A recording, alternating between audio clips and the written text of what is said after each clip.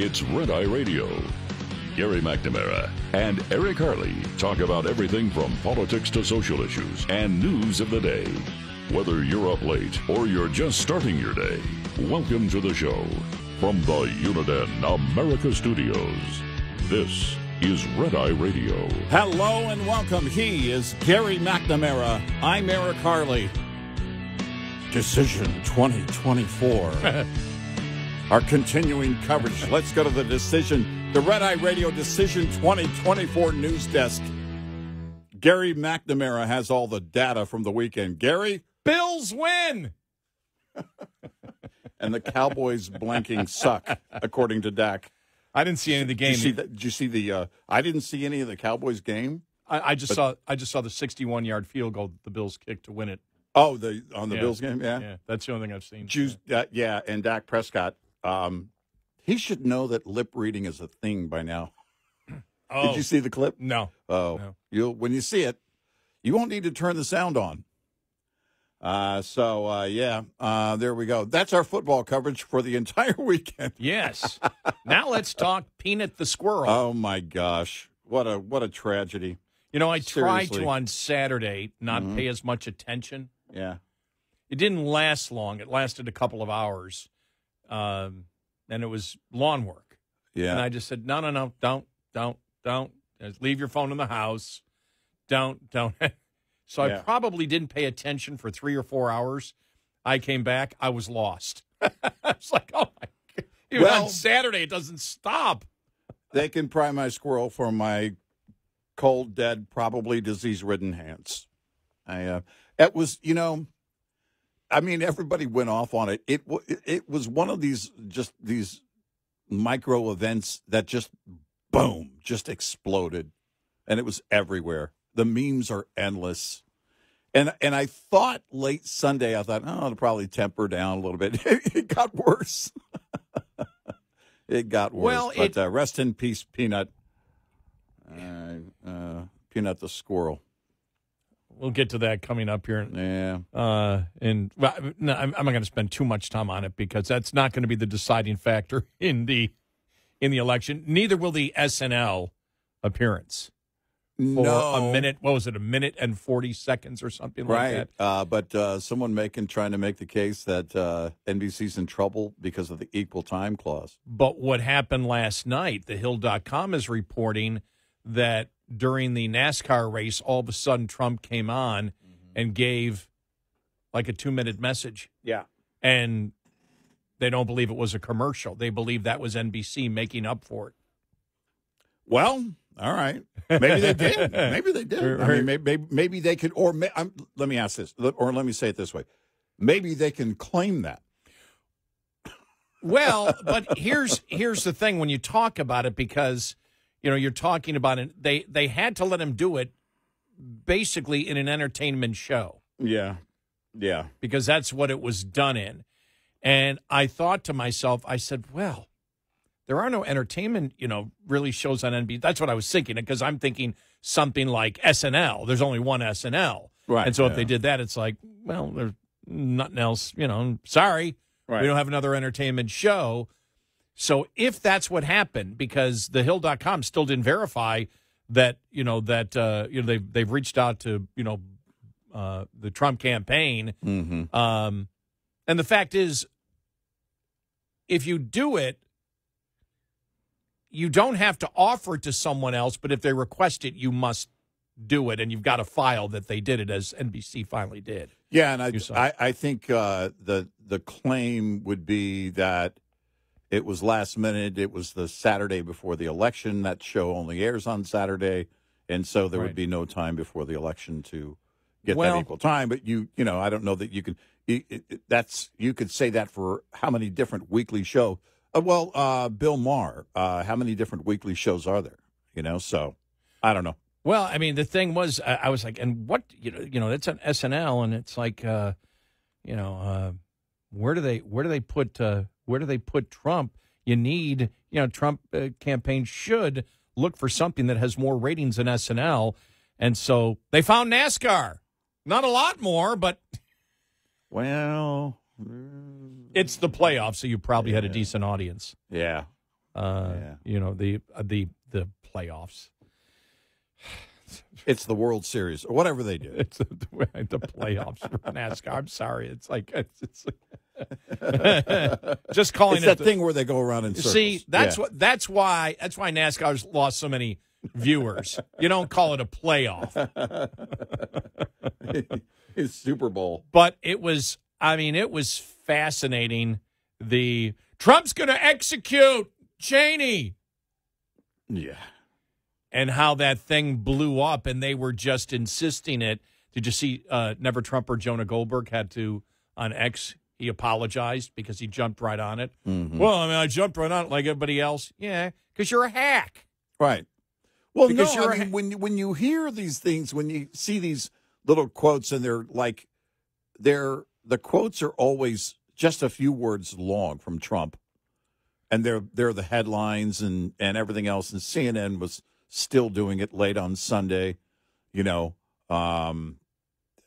had some because they did a story on him and Harris doing making their last case, right, as to why you should vote for them.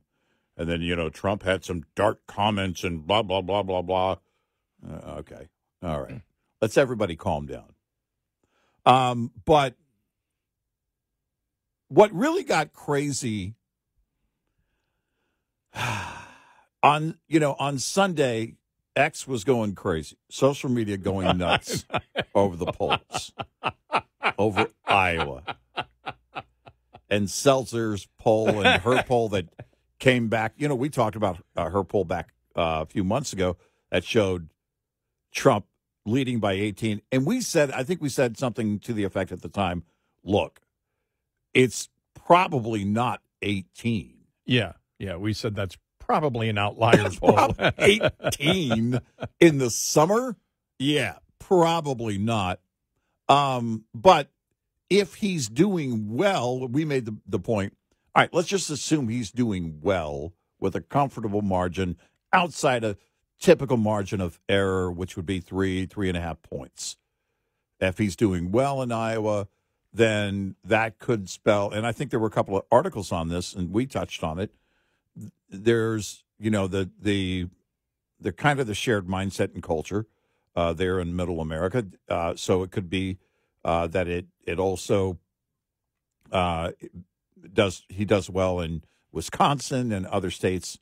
Again, this goes back a few months. There was nothing really at the time to read into it. There was way too much time between then and now. And then this whole, the media losing their ever-loving mind on that one poll, but then all of a sudden giving her momentum. And then Nate Silver's all over the place. From the beginning of the weekend, the pollsters are putting their finger on the scale, and by the end of the weekend, he was saying the same thing that they're saying, that it's neck and neck. And which is kind of, as Mark Mitchell over at Rasmussen, he keeps saying Rasmussen. We may be saying it wrong. Over at Rasmussen said that, it's kind of the coin flip, which Nate Silver are you going to get? And the fact is that, and Mark Mitchell talked about his own credibility, because people had asked him, aren't you worried about your credibility? And he said, no, because if you look at everything I've got, it falls right around the margin of error. Everything falls, within that 3.5 points on the average margin of error of polls. So I don't, there's really nothing outside of that. So there really is no risk on his, work. I mean, I don't see Rasmussen or any of them, Atlas Intel, which have been pretty accurate. I don't see them coming back being, was it Quinnipiac that was 9 points out? 8 points. 8 points. Yeah, almost 8 points out. The last election. They were the worst pollster in 2020. Yeah. Let me get my years right. And I know, because everybody's, and there's the other thing. Everybody's jumping around, right? Everybody's jumping around to, all right, here's where, it was in 2016. Here's where it was in 2020. Here's where it isn't. Well, 2020, in my mind, is a wash. But so you step back and say, okay, put everything down put the data down and back away from the table, right? Look at the entire scenario. There were a couple of people on X that were making the claim that their sources tell them that Joe Biden is saying, I don't think Republicans and independents are talking to pollsters. I don't think they're answering the calls. So I don't buy the Nebraska or the Iowa thing. Biden said that? Biden said that. Again, this is somebody making that case based on their sources. Okay. You know, an insider told me, a White House staffer or somebody said this is the case with Biden. Well, okay, let's say you could prove Biden actually said that. Would you trust it? Okay. And it's like, you know, there are so many different variables. But when you know, 2020 is a wash. It was all over the place, and there was much different consideration. Here would be my question. There are so many different ways this can go. Are the liberal pollsters, which gave her clearly more momentum going into the first couple of days of November, were they worried about, remember Jimmy Fallon tussling the hair of Donald Trump, and he damn near lost his job at the Tonight Show for it, had to apologize for it? You know, people had to apologize for being friendly to Trump. Are the pollsters getting it handed to them because they're saying, listen, she's not doing well, and the mob rules, so, you know, give her a little bit of an edge? There's that question. Are the pollsters putting their finger on the scale? Well, like Nate Silver said on Friday. When I saw, it was Mark Mitchell also said that Republican voters have voted and they're not answering polls now. Right. And my question for him was, how do you know that? Right. Did you poll that, or are you just saying you believe that's what's happening? Because there's a difference, as we all know. Well, because then I would ask Mark, okay, then break down the data that shows me that. Show me in the methodologies where you have the respondents. You saw the New York Times Siena National poll. Mm-hmm. And so you look at the breakdown of that, and I was looking at the demographics, and I'm thinking, you know, all right, there's so much margin of error here. I think this is, again, you have to consider this possibility. I'm not any of these questions or theories I'm throwing out. I don't know. But show me the data as to, you know, from Mark, as to where the weight of that poll based on the methodologies has changed. Now, is he saying that about some of the pollsters who aren't divulging their methodologies clearly? Which, by the way, was the case with Seltzer in this poll in Iowa. Sorry, if it's not a transparent process, it doesn't count. Yeah, and she was asked about that. Let me just see if I can find. She was here it is. Was on with. Right. Okay. So Noah, are you able to here? Hang one second here. Hang on. That was my fault. She was on with Mark Halperin. Here it is. Okay. Just listen to this here. All right. Right. Okay. So Noah, are you able to put up that tweet? Maybe it's up and I can't see it because it's I'm up. on my. It's up. All right. Ann, are you able to see that? Yes. Okay. Could you just go through and say what you think about those criticisms? Well, I'm trying. This is in a format that's a little difficult for me to see. What does this D represent and the R represent? D. So they're saying that, and again, he says read through the Seltzer crosstabs. Yeah. So they're saying that they know that this poll shows, and again, it's they say your sample it's more 3% more Democrats than Republican, whereas the electorate last time was 8% more Republican. So but not knowing what an R and a D is. It's all about the D's and the R's. Was she playing stupid? I mean, seriously. Well, what they were showing her was the Republicans put out her crosstabs from the 2020 exit polls, and that was the tweet, right? Right. What the poll was, and then I guess what the exit polls were at that point, 2020. Right. She won't put out the crosstabs for her polling. Right. That's what I was saying. And if she there's no said transparency. right. Sorry, it goes in the trash. Right. And she said, well, the reason they don't do it is because too many questions. Basically, I'm paraphrasing here, but too many questions will be asked, and you get off on you get off the topic of what the poll actually says. It was horrible. Well, it is She was horrible. horrible. It tells me if there are too many questions would be asked, then she's saying there's too many questions about her methodology. Yeah. She's admitting her methodology is flawed by saying that. Because Mark Mitchell doesn't say that. He doesn't have a concern at all about their methodology. In fact, Rasmussen. he's been saying that from the very beginning. Right. If you don't put your crosstabs out, which we call the demographic makeup of the poll. Right. If you don't put your crosstabs out, you're not legit. Right. And I agree with that. You're not. I think, in fact, I don't know why RCP would even, give it any attention at all, or any of the, collective websites. It's just that it works for the liberal media, so of course they're going to be all over. The Emerson poll came out like a half hour before, showed him up Trump up 10. Exactly. And there was nothing on that, and you knew they were going to focus on it. Right. It was like all they cared about was the one poll. The only poll that matters is this poll. In Stop fact, it. the suspicion was, was that Seltzer poll leaked early, or did somebody get it to undercut the integrity or impact of the Emerson poll? That was out there. So it's like, it's so all over the place. And I don't trust, I've been saying for how long now? I don't trust anything. When it comes to the polls, I don't trust anything. I trust Mark Mitchell because he is being transparent. I don't know that I trust respondents. That's the problem there, right? And it also says, well, these people say that they're independent. Well, they say they're independent. They claim they're independent.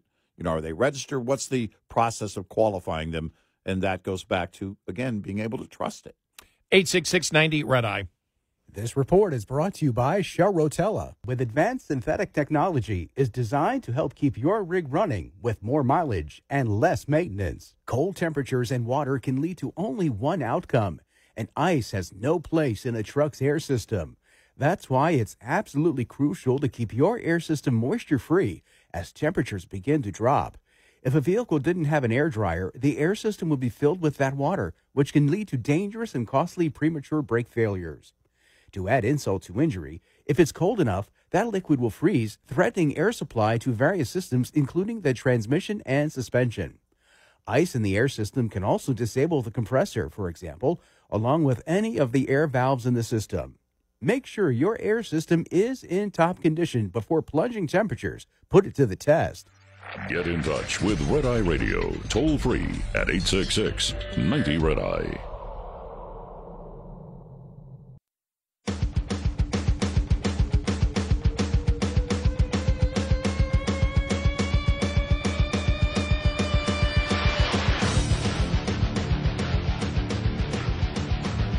Red Eye Radio, he is Eric Harley, and I'm Gary McNamara. Here's one of the things that I thought was really interesting. This is Jim Messina, Obama's campaign manager on MSNBC. Okay, what's their biggest concern right now if you're the Harris team? Well, look, I think it's a couple things. The early vote numbers are a little scary, and you and I have been texting back and forth. Republicans didn't do what they did last time. Last time Trump said don't early vote, and so they didn't. Republicans do have an advantage in early vote numbers. When the early vote come in, it's going to look a little bit different than 2020, and that's scary. Wow. Yeah. One of the other signs, and by the way, David Axelrod was saying the same thing. Right, yes. You could tell that he was worried. But, we'll more coming up here following the bottom of the hour. There's so much Sunday tons of alone. audio. Sunday just seemed to be the culmination of everything that happened Friday, Saturday, and Sunday. It was Yeah. like, do these people know we have to sleep? I mean, I got a show to do tonight.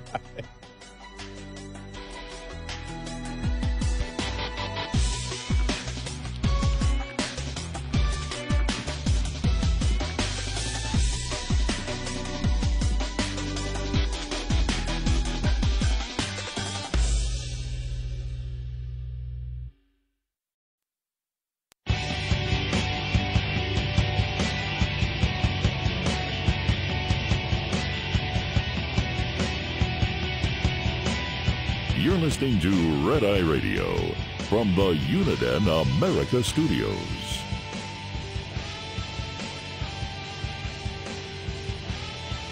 It's Friday Radio. He is Eric Harley, and I'm Gary McNamara. Let me see. I want to find. Here we go. All right. Here's Obama's one of his last messages. Okay. All right. Here we go. All right. Maybe you're Muslim American or Jewish American, and you are heartbroken and furious about the ongoing bloodshed in the Middle East and worried about the rise of anti-Semitism. Why would you place your faith in somebody who instituted a so-called Muslim ban, who sat down for pleasantries with Holocaust deniers, who said that there were very fine people on both sides of a white supremacist rally? When Obama has to use two lies. Two major lies. Two major lies. There was not a Muslim ban. There was a ban. And where did the Trump administration get to ban from countries that may have been Muslim but had terrorists? Where did they get that list from? The Obama administration. That's how bad it is right there that Obama has to throw out. And then the Charlottesville lie that we all know is a lie. Yeah. And they were still doing that. Somebody, Yep. I got to find it. Scott Jennings was on one of their anchors. But he said very fine people. Yeah. It's like, wow. And one of the things that's interesting in this campaign, however it ends up tomorrow, and you saw it here in the last week, nobody's talking about why you should vote for Kamala. No, they're not. It's bad Trump. Well, Trump is talking about she's bad. Right. She did this. I'll do this. That's the difference. And it's also a tell. It's a tell that she's a weak candidate. It's also a tell that they know that the toxicity has worn off, and they're trying to bring it back. They're trying to bring up think about all of the old lies that they've rehashed over the last couple of weeks. Yeah. The fascism, the Nazi rally, all of these things that were lies, and Charlottesville. You got to bring in Charlottesville. I mean, if you're going to go back and rehash old lies, because they think it works, and it might work with people if they've got their head in the sands. Or if they've got blinders on, it might work with a couple of people. I was reading a post by Mark Mitchell over at Rasmussen, and he was talking about, and there was I forget which state it was, and 2% undecided. I really think the undecided is about whether or not they're going to show up. That was another thing over the weekend too. I think they are concerned about voter apathy. If you're going to build out theories, it has to include of the pollsters putting their, as Nate Silver would say, their finger on the scale. You have to include the theory that the pollsters need you to believe it's close, so you'll get out there and you'll vote. Just get out there for a reason. Just get out there because, oh my gosh, it's down to the wire. It's down to the wire. It's down to the wire. Well, the fact of the matter is, then we have to get into and I think. Was it Axelrod that was talking about they're worried about the ground game? I know he made a couple of comments, but there is concern about the ground game for the Democrats, of the difference between what people are telling the pollsters, even if you're going to say, hey, the pollsters are mostly accurate, or accurate, let's just say within the margin of error. Let's just say they're all accurate with few exceptions within the margin of error. I don't believe that, but let's, for the sake of argument, say that. Well, it's one thing to respond to a pollster and say something. It's very different to actually show up. Fetterman said that in Pennsylvania. Yeah. The excitement for Trump in Pennsylvania, there's nothing like that from the Harris side. He said it was astounding. He said it was astounding, the excitement. And there isn't any excitement. The ground game is everything, getting people to actually do the deed. Because you can tell everybody, oh, I voted for, you can post whatever you want to on social media. Nobody's going to call you on it. You can say I voted. You can say you can say to a pollster, I'm going to vote. There was a story last week. I think it was Thursday or Friday morning. And we didn't talk about it on the air, but the story was to the effect of, and I think it was The Hill. But the story, somewhere along the lines of, more than half of the voters have already voted in early voting or say they plan to. Say they plan to? That's not data. They pledge to get out and vote. What? Yeah, that's not data. That's not data. Yeah. If show me the numbers of how many people in each state and each county. Those are interesting breakdowns. And then you have to include the numbers that come out and say, okay, there are a lot of yet to votes that will be voting. And those numbers in many states, Nevada was one of them, Pennsylvania was one, Michigan was one. Those yet to vote people have Trump way in that group. Doesn't mean he'll win by this much, but it's 5-6 points ahead on the average within a handful of states that came out that way. But again, you have to then measure how many people already voted. Did Democrats show up in blue areas? Again, somebody's going to have to, after the 2008 election, we started to learn about the ground game of Barack Obama and his campaign. And he brought that to the Democratic Party. Chicago-style politics. But the ground game is something real. In 2012, the GOP tried to learn from that, and they bungled it with Romney. I would argue Romney bungled it with Romney. But then in 2016, they had it together. They had it down in Pennsylvania, Michigan, and Wisconsin. I was looking at the possibility today of Trump winning Wisconsin but not Michigan. That sounds kind of wild. I don't think that. I think if he wins Wisconsin, he's definitely got Michigan. I wouldn't believe that. And this is the problem with the polls. This idea that, it's down, it's neck and neck. It's neck and neck. Here we are. Even Nate Silver at the beginning of the weekend, the pollsters are all putting their finger on the scale to make it look neck and neck. And then he was saying by the end of the weekend, it's neck and neck. Yeah. All of these things, go to the wayside. And it's interesting to look back at the data and see who's accurate and who isn't. But we could have something where, let's say, I don't believe this because Quinnipiac's numbers are all over the place. But let's say Quinnipiac was within their average margin of error, as opposed to being dead last in accuracy last time. You could have a number of things in play. They don't care about. I'm not convinced they care about credibility. The Sulzer poll in Iowa, she doesn't care about her credibility at all. Rasmussen brought that up. Actually, Mark brought that up. In other people questioning her, he wasn't questioning it. He was mentioning other people questioning her credibility, and he was saying, well, obviously she would lose a lot of credibility. And they asked him, is he afraid of his? And he said, no, look, we're operating within the average margin of error, so really there's not much risk here.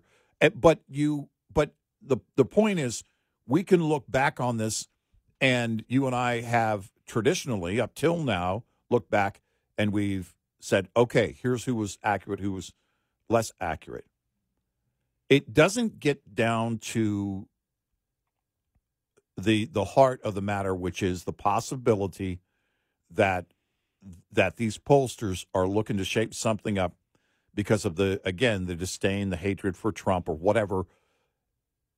You can't measure for that. So it really kind of all goes by the wayside. You have to put it in a box, put a lid on it, put it at the top of the shelf, and store it there forever, because I don't know that it applies to any other election cycle. And I think I think you can look at nothing applies to this election cycle because now reality has hit. Yeah. Reality has hit on so many things to begin with. But if you want to look at 2016 and 2020, or just look at 2016, if you want to make that comparison and say 2020 was an anomaly because of COVID and everything else, fine. But I think either way, when you look at it, Trump is running much better than he was against Clinton, and much better than he was running against Biden. The other thing that was brought up is that there has been a sizable increase in registration for Republicans. Mm-hmm. Has that been vetted anywhere when examining the polls? I think now when you look at it, you see that, because the polling is really done. There may be one more poll, but the polling is done. Yeah. And what it shows is Trump, compared to 2016, if it's accurate, even from Real Clear Politics, the Real Clear Politics average, which I believe there are outliers in that, that if you look at the polls that were most accurate, Trump wins. Mm-hmm. If you look at the RCP average, which is a combination of it, and those are accurate, Trump wins. Right. Compared to 2016. And even 2020, I don't know how you would, that would be that is an outlier election just because of COVID and everything else. But even then, he has sizable gains in where Biden was in 2020. But I'm sort of more looking at whether it was Jim Messina, the Obama campaign manager, who said, this is scary, what's going on. I look at that. I look at where they're going, how they're campaigning, and how they have raised the rhetoric, where even Obama's out there now saying, hey, I don't care if I lie. We got to do something out there. And I also look, for example, something like this, because this is so simple. I know she hasn't been answering questions, but this is just so simple. Listen to this question she was asked. How did you vote on Prop 36?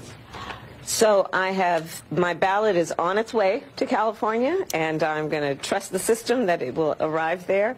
And I am not going to talk about the vote on that because, honestly, it's the Sunday before the election, and I don't intend to create an endorsement one way or another around. What are you talking about? You're a damn politician. That's what you do. This is exactly what you're supposed to remember, Hillary. Right. In Canada, asked about the XL pipeline thing. Well, I don't want to sway opinions. It's your job. I know. You're looking to be president. That was back in 2016. And this it is that ridiculous. I guess my earlier point to clarify was, I don't know if there's anything that we can apply from this election, from 2024, to future elections. Nothing applies to this election from the past. Well, but that's a little bit of hyperbole, but there's so many things that don't apply. Did you hear her stall? How did you vote on Prop 36, which, by the way, would create tougher penalties for serial retail thieves and drug traffickers in California? Yeah. She's not going to say that before the election. She can't answer the question? What are you talking about? Right. Because we know how you voted. You voted against it. Uh-huh. Right. Exactly. And you can't say that. You can't, right. Because independents are in play right now. Right. Or you believe that. But you could tell when she started stalling. How did you vote on it? Well, I cast my ballot, and my ballot is in the mail, and it's on its way, and hopefully... I'm from a middle-class family, and middle-class families have mailboxes, and they use stamps. And what I did is I took... Yeah. Way to stall. 866-90-RED-EYE. We'll be right back with more Red Eye Radio with Eric Harley and Gary McNamara.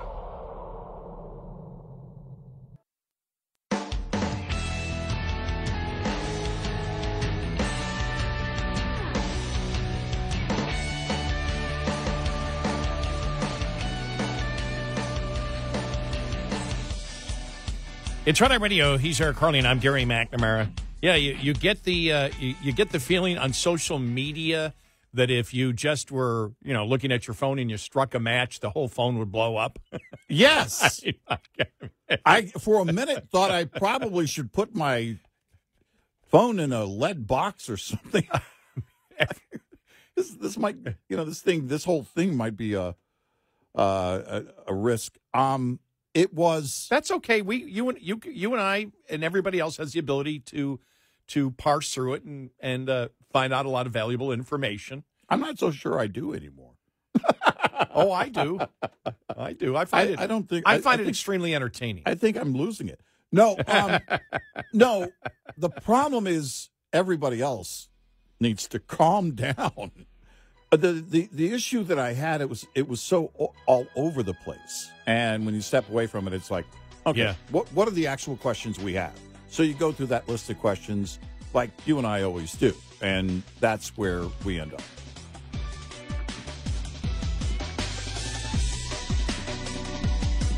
Top of the Hour News is brought to you by House Products. Visit houseproducts.com. This is Red Eye Radio on Westwood One.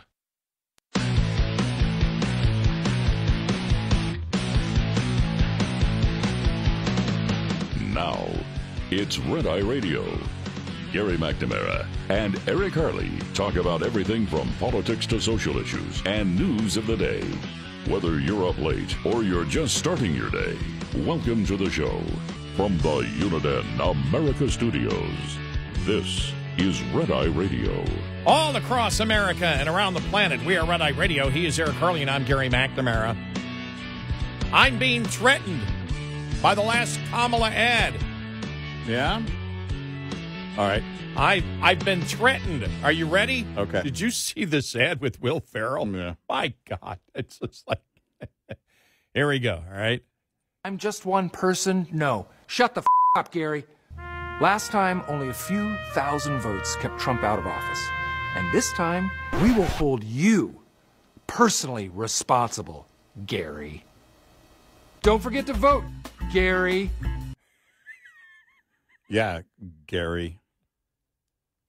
Is there a reference? Is Gary a reference to a person, or Yeah, is and I think we know who that person is. or is that just supposed to be like a Karen? Hey, Alan, do you guys have any room in there for me? I'm moving to the other side of the glass, Gary.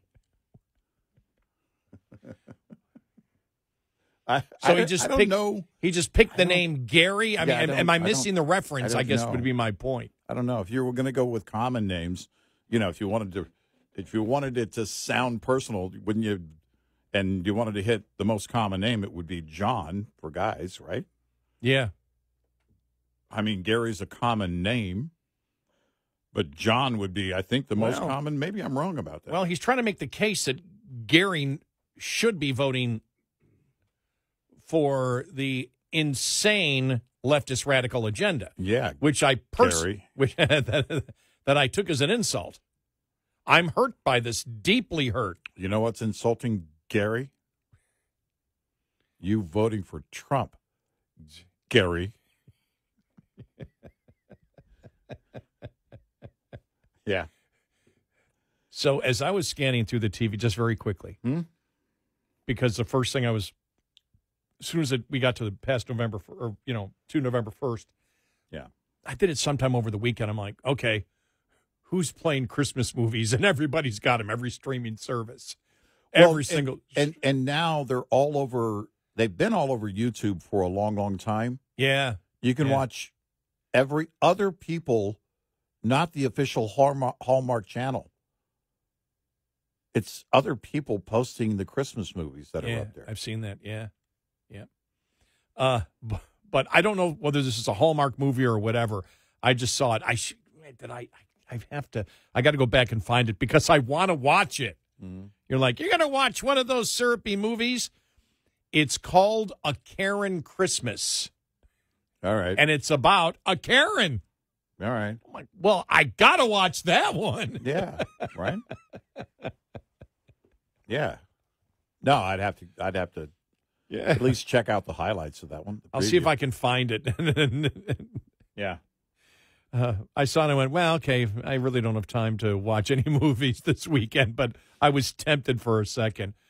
But that's the kind of ad they're throwing out, like the closing message here over the weekend, and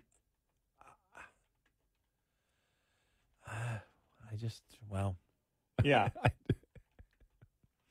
Well, Well, if you're going to use Will Ferrell, you're clearly not serious. Yeah, it's true. I do want to play. This is Republican strategist Alex Castellanos yesterday, he was on with Brett Baer, so I don't know when this actually played. I don't know if it was Friday or whatever. But he was talking about what they see in the polls over the weekend. Okay. I think the pollsters are getting this wrong. We're all missing something because they're giving us the same poll over and over again. There isn't even statistical variation. 95% confidence level means that 5% of the time you're going to get a crappy poll. We hardly ever see that. It's like they're telling us we're watching a basketball game where every play is a jump ball. Somebody's missing something. What I think they're missing is a massive shift in voter registration underneath all of this. 31 states have voter registration by party. 30 of them in the past 4 years have seen movement toward Republicans. Miami-Dade County is now voting more Republican. Iowa was +1 Republican. It's now +10. And yet we're getting these surveys that I think are off base. Somewhere, somebody is missing something. I think I'm not going to call it a wave, but I think there's a wavelet out there of Republican enthusiasm and registration. If I register to vote Republican, whether I'm switching or new, what am I going to do? Interesting. Yeah, that was. I wanted to play that because I talked about that earlier last hour. That comment that nobody's talking about the registration part of it. Right. Yeah. But really, the most of what happened this weekend was just crap. Well, it just doesn't. There were no real absolutes. No, well, I'm talking more about the Democrats just throwing everything they possibly can. Yeah. At and I was just like, you can see everybody getting excited about it. I'm like, calm down. It's not going to have. We said it 4 weeks ago. Okay, this is over. Wherever people were is where people were. It's priced in, or where they are. The only variable, again, I think, is are Democrats going to show? The word at the end of last week was, well, sources tell me that the Republican turnout in early voting hasn't been what the Trump campaign expected, blah, blah, blah, blah, blah. I guess we'll see. But really, we know there is concern already and has been since before she was the nominee. When Biden was going to be the nominee, they were concerned about turnout on the left. The Democrats were worried about voter apathy.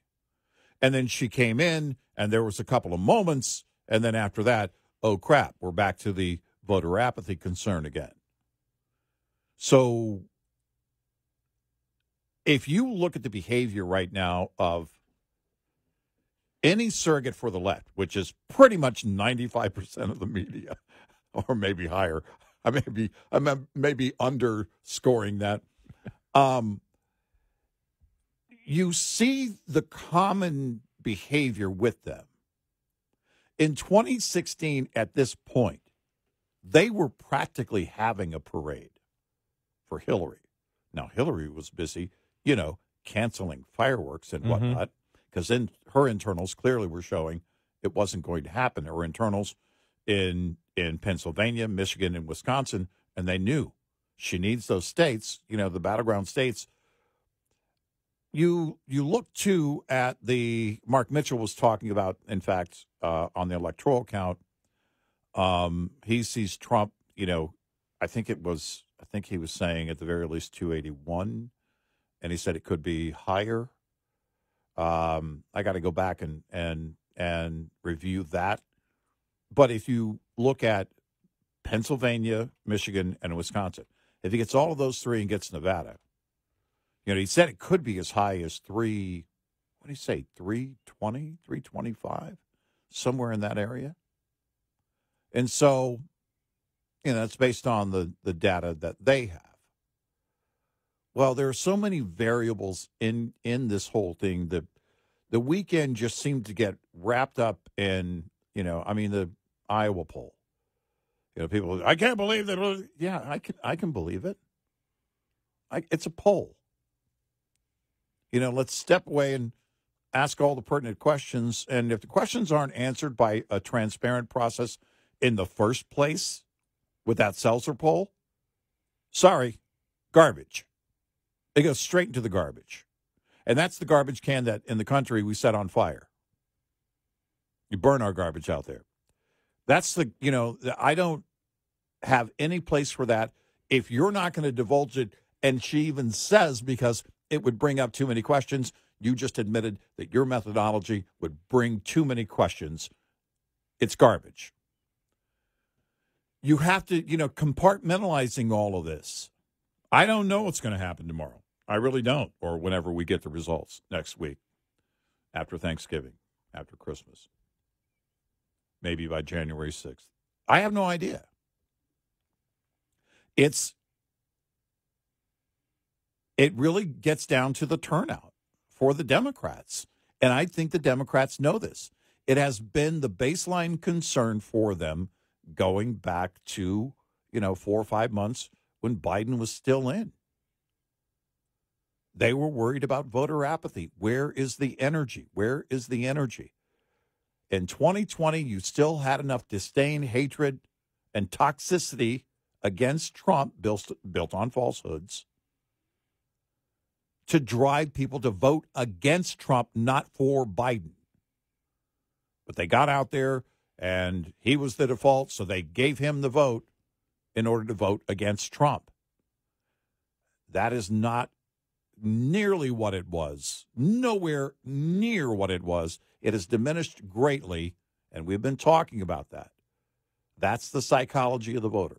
Yeah, I can say that I'm supporting her. I told a pollster I am, but And at the end of it, how many of them, probably just a few relatively, are saying to themselves, well, if he happens to win and he doesn't win with my vote, but he happens to win anyway, and we go back to an economy that was booming like it was when he was president, I'm okay with that. I can still complain about him, and I can tell my friends I hate him, but I don't have to show up for her. The energy isn't there for her. It just isn't. And if she ends up winning, and there's going to have to be a boatload of data that somebody shows to me that here's how it happened. After 2008, now we saw the euphoria building in 2008 for Obama, but they also divulged a lot about the ground game after the election. Show me some of that data for her if she ends up winning. Show me how that happened. Because the momentum you have seen and the lack of energy for her, the momentum for him, for Trump, and the lack of energy for her, and that just doesn't spell a win for her. And that would be the question that I would ask probably after the election when we see everything is, she's somebody who came aboard that the Democrats hated. Right. Democrats hated, Republicans hated. Exactly. Democrats hated Kamala Harris. Right. They thought she's the one that's pulling down Biden. Right. That she's horrible. Yeah. That the numbers that they've seen. So Democrats hated her. So it was built on everything for her campaign was built on a false pretense. Right. That she was loved and everybody wanted her. That's not the case. And so she got in. There was what I call the fake enthusiasm. And then it always went down from that point.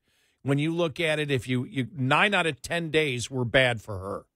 And you look, and it's all the way up. I mean, still over the weekend, the word salads and everything else. Look, the whole CNN thing. Someone made the case. She had a debate with herself, and she lost on CNN. But the liberals were saying the word salad. Remember the analysis of that debate or that town hall? It wasn't a debate, but the town hall that they did on CNN.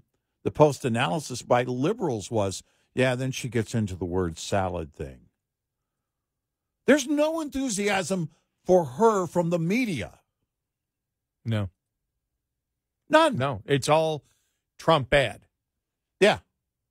Let's keep up the fascist Hitler lies and bring up the old lies, Charlottesville, and anything else we got. Executing Liz Cheney. Exactly. It's like, wow. Yeah. That's the insanity. And I'm hopeful that nobody believes it. 866-98-RED-EYE. Brought to you by FPPF, Fuel Power Max. It's a common road rumor that it's impossible for one-truck owner-operators and even carriers with just 2 or 3 trucks to get freight direct from the source, the shipper. Yet, hard-won experience from untold numbers of owner-operators with authority disproves the notion. Search your home base area and, later, frequent freight destinations to find all the manufacturers, distributors, and other shippers in the area. Once you get that list, ask yourself if those companies know who you are and what you do. If not, you're leaving opportunities on the table. Strive to own your backyard, to build a solid foundation for the business. For many a small fleet, it's the loads outbound from home that are the bread and butter. But you can take that same approach to the destination area, identifying shippers there and getting on the phone to make sure they know who you are and what you do. Owner-Operator Business 101 is provided by Overdrive's Partners in Business program. Go to overdriveonline.com to the Partners in Business section of the website for more detail on this and many other topics. Brought to you by Shell Rotella, with advanced synthetic technology is designed to help keep your rig running with more mileage and less maintenance. Coming up, more with Gary McNamara and Eric Harley. It's Red Eye Radio.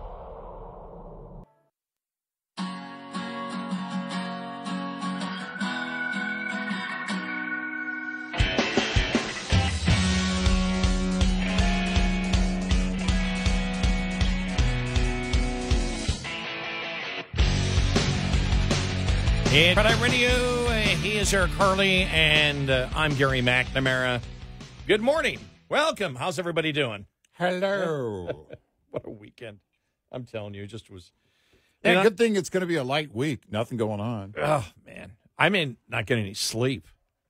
Well, I told you in the pre-show meeting, which led out to the kitchen somehow,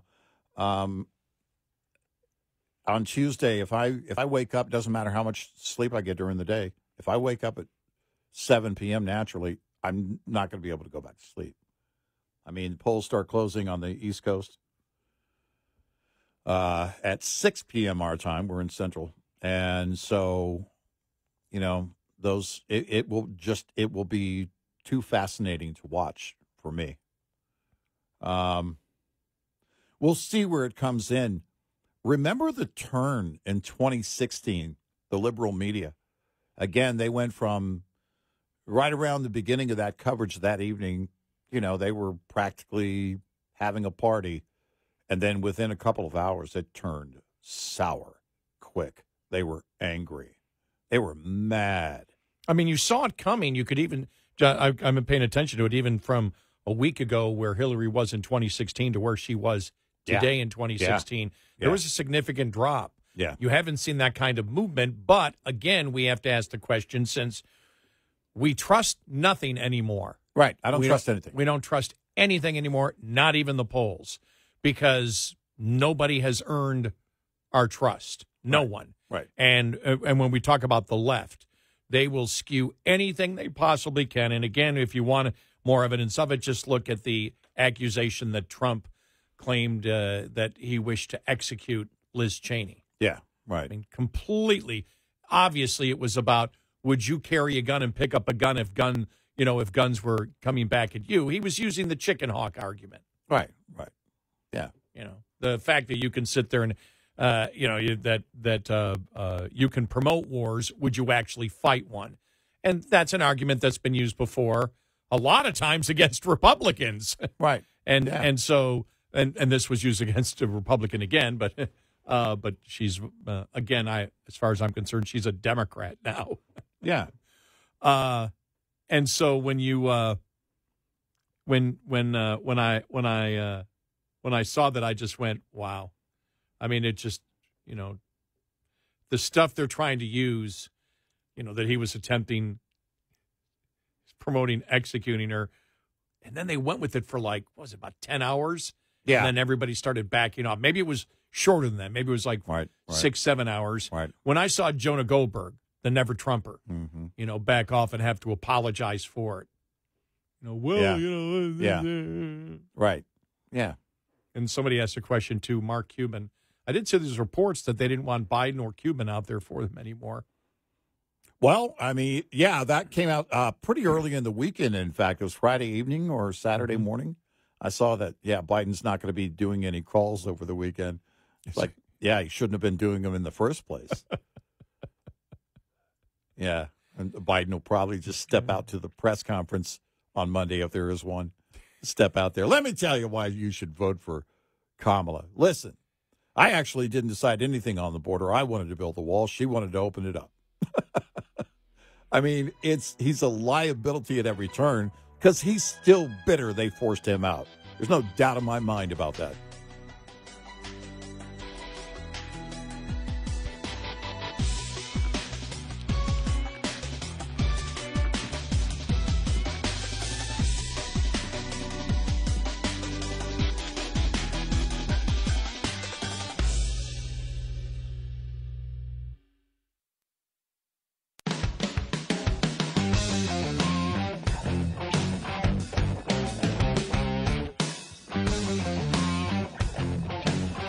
We have a line open.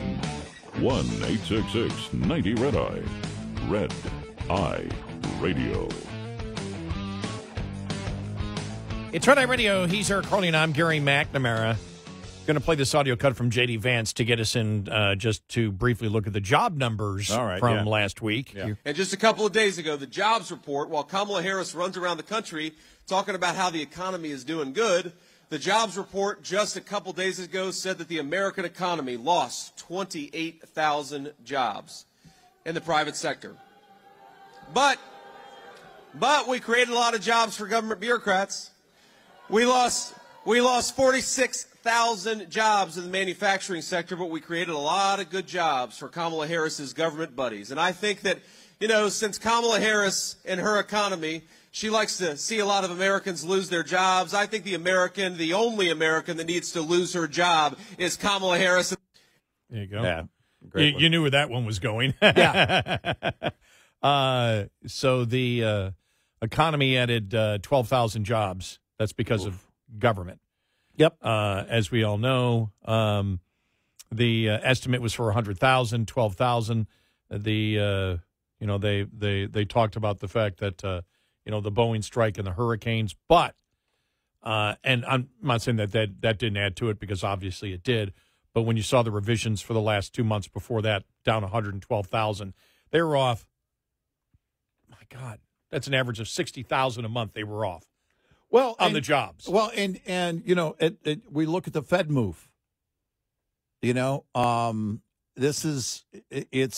all of this is intertwined, and you wonder where again it might end up, because I don't know what would get obviously without hurricanes or other issues.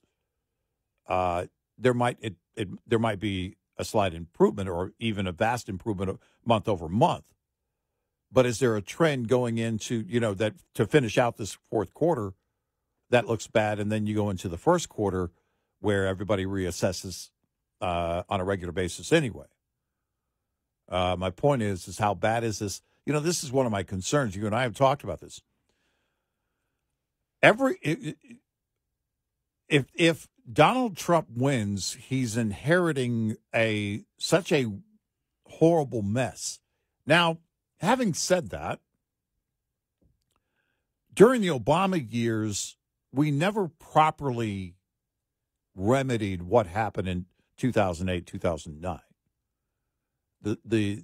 What was done then lasted for way too long, had a negative effect on the economy for far too long.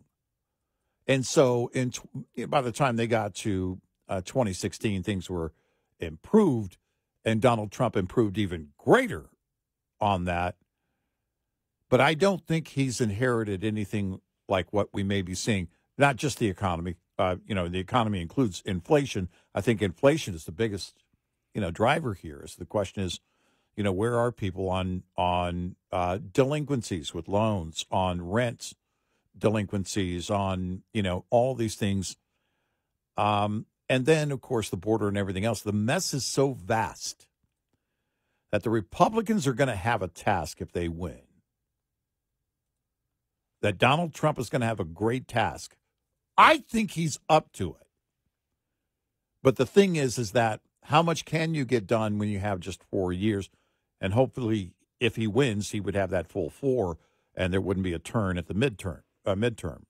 So, we'll see. The numbers on Friday, they weren't shocking. I mean, they were bad on the jobs numbers, but they weren't shocking because we've been watching this. Again, you account for the hurricane and the strike and a couple of other things, but sorry, you're getting into territory, as you mentioned, with the revisions and everything else. We've seen what has happened in 2024 in that regard. There is a reason that the Fed is concerned, and they should be. They were never serious about inflation. We should have properly handled inflation in the first place, like we should have properly handled what happened in 2008. I was looking, I don't know if I have the story here or whether I looked at it yesterday, story talking about the fact that mortgage rates now over 7 again. Yeah, they've gone up. Yeah. They actually haven't come down. Yep. They've gone up, 2 or 3 times now since they lowered the rates at the Fed, the target rate at the Fed. Well, there is a great concern. I have to think there is a great concern. Likely because you're factoring in a number of things, but I would think that one of the greatest concerns is the growing delinquencies, or the growing use of revolving accounts, credit cards, and growing delinquencies there. If you're looking at that average rate coming in, my question would be for those lenders collectively: are you looking at a situation where you have fewer qualified voters because their credit score is being hurt by being underwater with other types of loans and obligations? I don't know, but that's the scenario where we are. When the market went, all right, it's a little bit of relief when the Fed's lowered the target rate. Sorry, I'm not convinced, because I wasn't convinced that they were serious about inflation in the first place. Here it is. The purchasing power of prospective home buyers has eroded because of recent increases in mortgage rates, according to the real estate brokerage firm Redfin. Home buyers have lost $33,250 in purchasing power for a home over the past 6 weeks, said a statement by the firm on October 29th. A home buyer on a $3,000 monthly budget can afford a $442,000 home with the current 7% mortgage rate, the brokerage noted. The same home buyer could have purchased a $475,000 home with a 6.11% rate, the average on September 17th. Wow. Yeah. Wow. All right. The buyer still has $17,000 more purchasing power than they would have had in April when the mortgage rates peaked at 7.5%, except for one thing: inflation on construction costs. Well, yeah. Sure. It's like, yeah, you can't win for losing. I mean, there is, it's just not a good situation at all. It's still the case, I think, that it takes 7 or 8 truckloads to build the average house. If you're talking about new builds. And again, the cost of everything, the cost of furnishing a home. If you're going into a new build, you're often buying quite a bit of furniture. In fact, people typically buy some amount of furniture, even if they're buying an existing home and moving into it for the first time. And every little move along the way. Man, I mean, I was looking at just some different costs over the weekend, breaking it down, going, where does it end? It really is the only game right now. I'm convinced that the only fix in play right now to get people's buying power back really is the expansion of wealth. Oh, of course. It's got to be, because there's not going to be. We should hope there is no true deflation, because that's only happened really one time during the Great Depression.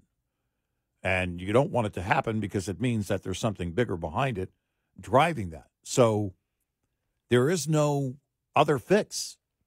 There has to be an expansion of wealth. Well, a vast expansion of wealth only happens from mining.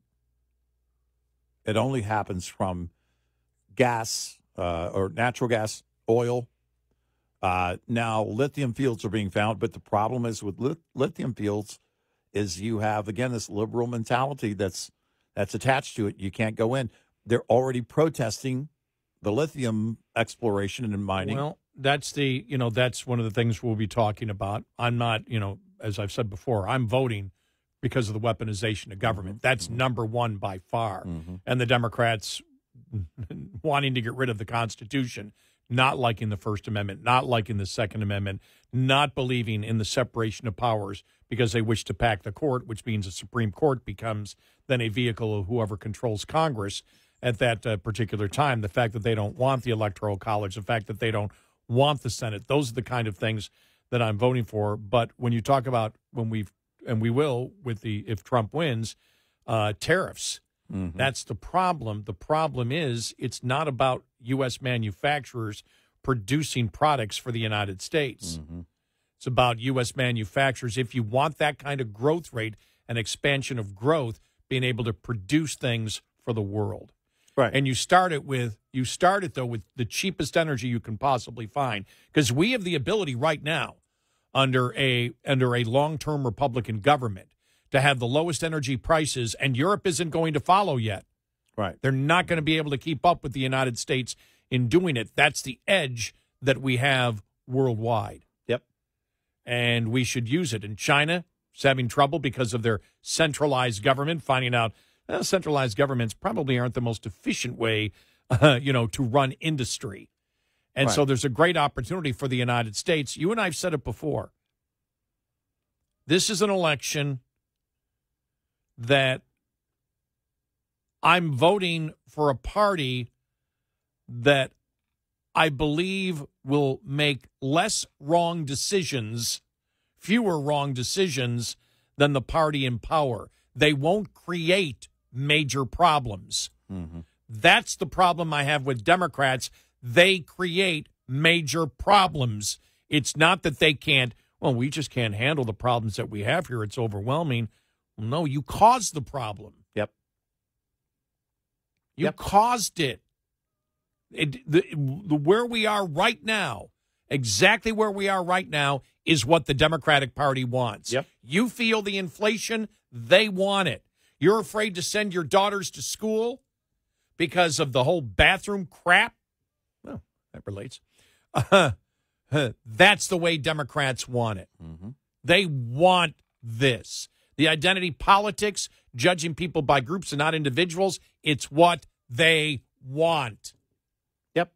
There's no longer can you look at the polling numbers and say, well, they're voting for a Democratic Party that isn't, doing what they wish them to do. No, they're voting for a Democratic Party to do exactly what they want to do, which is have the economy that we have now, have the inflation that we have now, have the border that we've had here for the last almost 4 years, which has been completely and totally insane. The radical transgender misogynist movement, it's what they want. The racism of identity politics, it's what they want. Yep.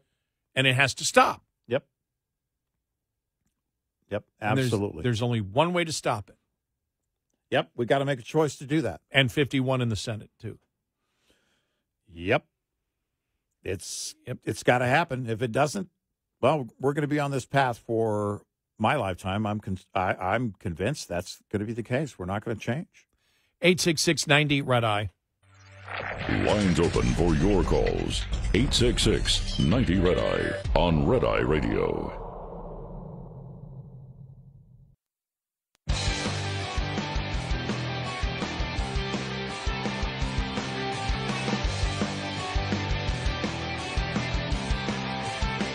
It's Red Eye Radio. He's Eric Carly, and I'm Gary McNamara. I want to play this from Fox News.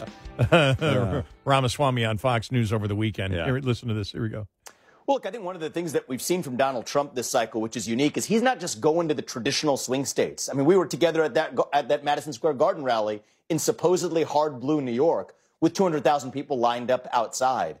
And so what we're seeing across the country, and I think this is true to the campaign, Donald Trump and the Republicans that are running for office, we're not just running to lead one party, to lead red states, but to lead the United States. And so I think it's a beautiful thing. Donald Trump is making that stop in Virginia, speaking about New Jersey, showing up in the middle of New York City. Hard Manhattan would have been unimaginable before. That's the opportunity ahead of us, is to unite a nation. That's what's at stake here. The Democrats are playing divide and conquer. You look at the identity politics game they've played all the way to selecting the top of their ticket, and for that matter, identity politics and selecting Tim Walz as their VP.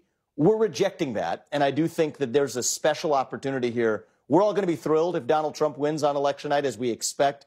There's only one person who I think could be more thrilled than any of us, Jesse, and that's probably Joe Biden. That's a matter for another day. Thank you, Mr. Ramaswamy, for backing up what I've been saying. And thank you for bringing up the identity politics, too. Yeah, exactly. That was actually the core part of that, the most important part of what you just heard. It was all about identity politics. Remember, Tim Walz was about, the macho Democrat. Oh, sorry, we didn't mean macho. Well, you clearly didn't if you were talking about him. But, wave your hands in the air like you just don't care who wins. It's not a, it's, when you're looking at it for what it is, it's not that difficult. And I'm glad Mr. Ramaswamy pointed that out, the identity politics, that I hope that this nation is going to continue to reject. And we'll see some sign of that, I hope, tomorrow. Or whenever the results come in. A year from tomorrow. Whenever that's going to be. When I'll be 48 hours without any sleep. Yeah, exactly. 72 hours without any sleep. Exactly. I woke up last night, I'm like, I couldn't go back to sleep. It's like, I got to see what's happening. No, it's too crazy right now. Yeah. I know.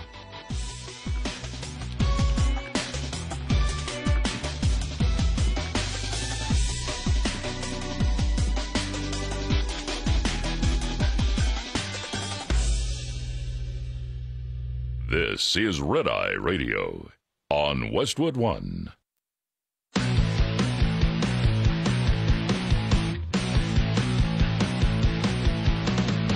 Now, it's Red Eye Radio. Gary McNamara and Eric Harley talk about everything from politics to social issues and news of the day. Whether you're up late or you're just starting your day, welcome to the show. From the Uniden America Studios, this is Red Eye Radio. All across the USA and around the planet, we are Red Eye Radio. He's Eric Harley. I'm Gary McNamara. Okay. You want me to talk football? I'll talk football. Yeah, I was just waiting for you to do that. Not necessarily football. All right. Everybody's pounding me on the social media video of the security telling that one Buffalo Bills fan that he cannot wear a Trump shirt. Mm-hmm. He's in his seats, whatever, and they're screaming, "It's a free country! It's a free country!" And just so you know, the NFL does not have a policy on that. Highmark Stadium, where the Buffalo Bills does. No political attire. Nothing. So, and a free country, a free country does not include a stadium paid for the taxpayers, but leased to a private entity. Yeah. Free speech does not apply there. Because if it doesn't matter whether taxpayers built it, because the people are screaming, "The taxpayers built that thing." Doesn't matter. It matters who they lease it to. Well, if you're wearing a Brett Favre jersey, is that political attire? Well, that's a great question. That's a great question. Is that political attire? It's funny because I've had a few people take for my birthday. A friend of mine got me and I've worn it in the station, the Seinfeld Costanza ticket. And it looks just like a political T-shirt. Yeah. Basically a campaign about nothing. And I've worn it in here a couple of times. I've worn it out and about. People give me looks. Go, what are they looking at? Oh, the shirt. And I wonder, could I get away with wearing that? Or would they say, sorry, somebody who has no idea, somebody in security, some young person, no idea who Seinfeld Costanza is. Sorry, no political. He doesn't know you're not serious. Yeah, he doesn't know. And even if the T-shirt weren't intended to be serious, you might be pushing for two fictional characters. I mean, if the left can make it up as they go along. But and that thing just blew up on social media, and a lot of conservatives angry. Look, after everything that happened, I don't buy tickets anymore. I don't buy merchandise anymore. If the game happens to be on, I'll watch it. If I'm out with my buddies, my Buffalo buddies, a couple times a year, usually one time a year, I'll stop by Buffalo Brothers to watch it, with them. But I don't go out of my way to support the NFL anymore. I just don't. They're the Kaepernick thing and everything else that happened after that, getting involved with Black Lives Matter, and at that point, I just said, I'm done. Racism coming from my sports is not something that I like. Identity politics, racism, no, don't like it. And that's what they were promoting, a lie about police departments nationwide. The NFL was a part of it, just like the NBA was a part of it. And it's like, I have no use for them. And I'm trying to think, I don't think I've bought any sports tickets since, when did that happen? 2015? Yeah, it was 2015. Yeah. So at least in 9 years, I haven't gone to any Major League Sporting events. And I don't miss it. I don't buy any, so people actually give me stuff, but I don't buy anything anymore. It's like, that's how instead of getting angry at people, it's like, well, no, I'll find something else to do, and I'm not going to spend my money on that. It's that I'm not angry at them. They can do whatever the heck they want. They're a private enterprise. They're a sort of private, they're a pseudo government private enterprise. But, that's the thing there. The NFL, from what I know, has no policy on political T-shirts, but individual teams can.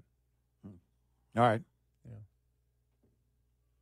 And so I don't know what started it in Buffalo, why Highmark Stadium has it. But thank you for everybody who keeps sending me the over and over. And I'm like, I better address it just to stop it. Yeah. All right. That's, we'll see and that would be the next question. Well, is there going to be anybody that gets stopped with a Harris T-shirt at a ball game? Right. Oh.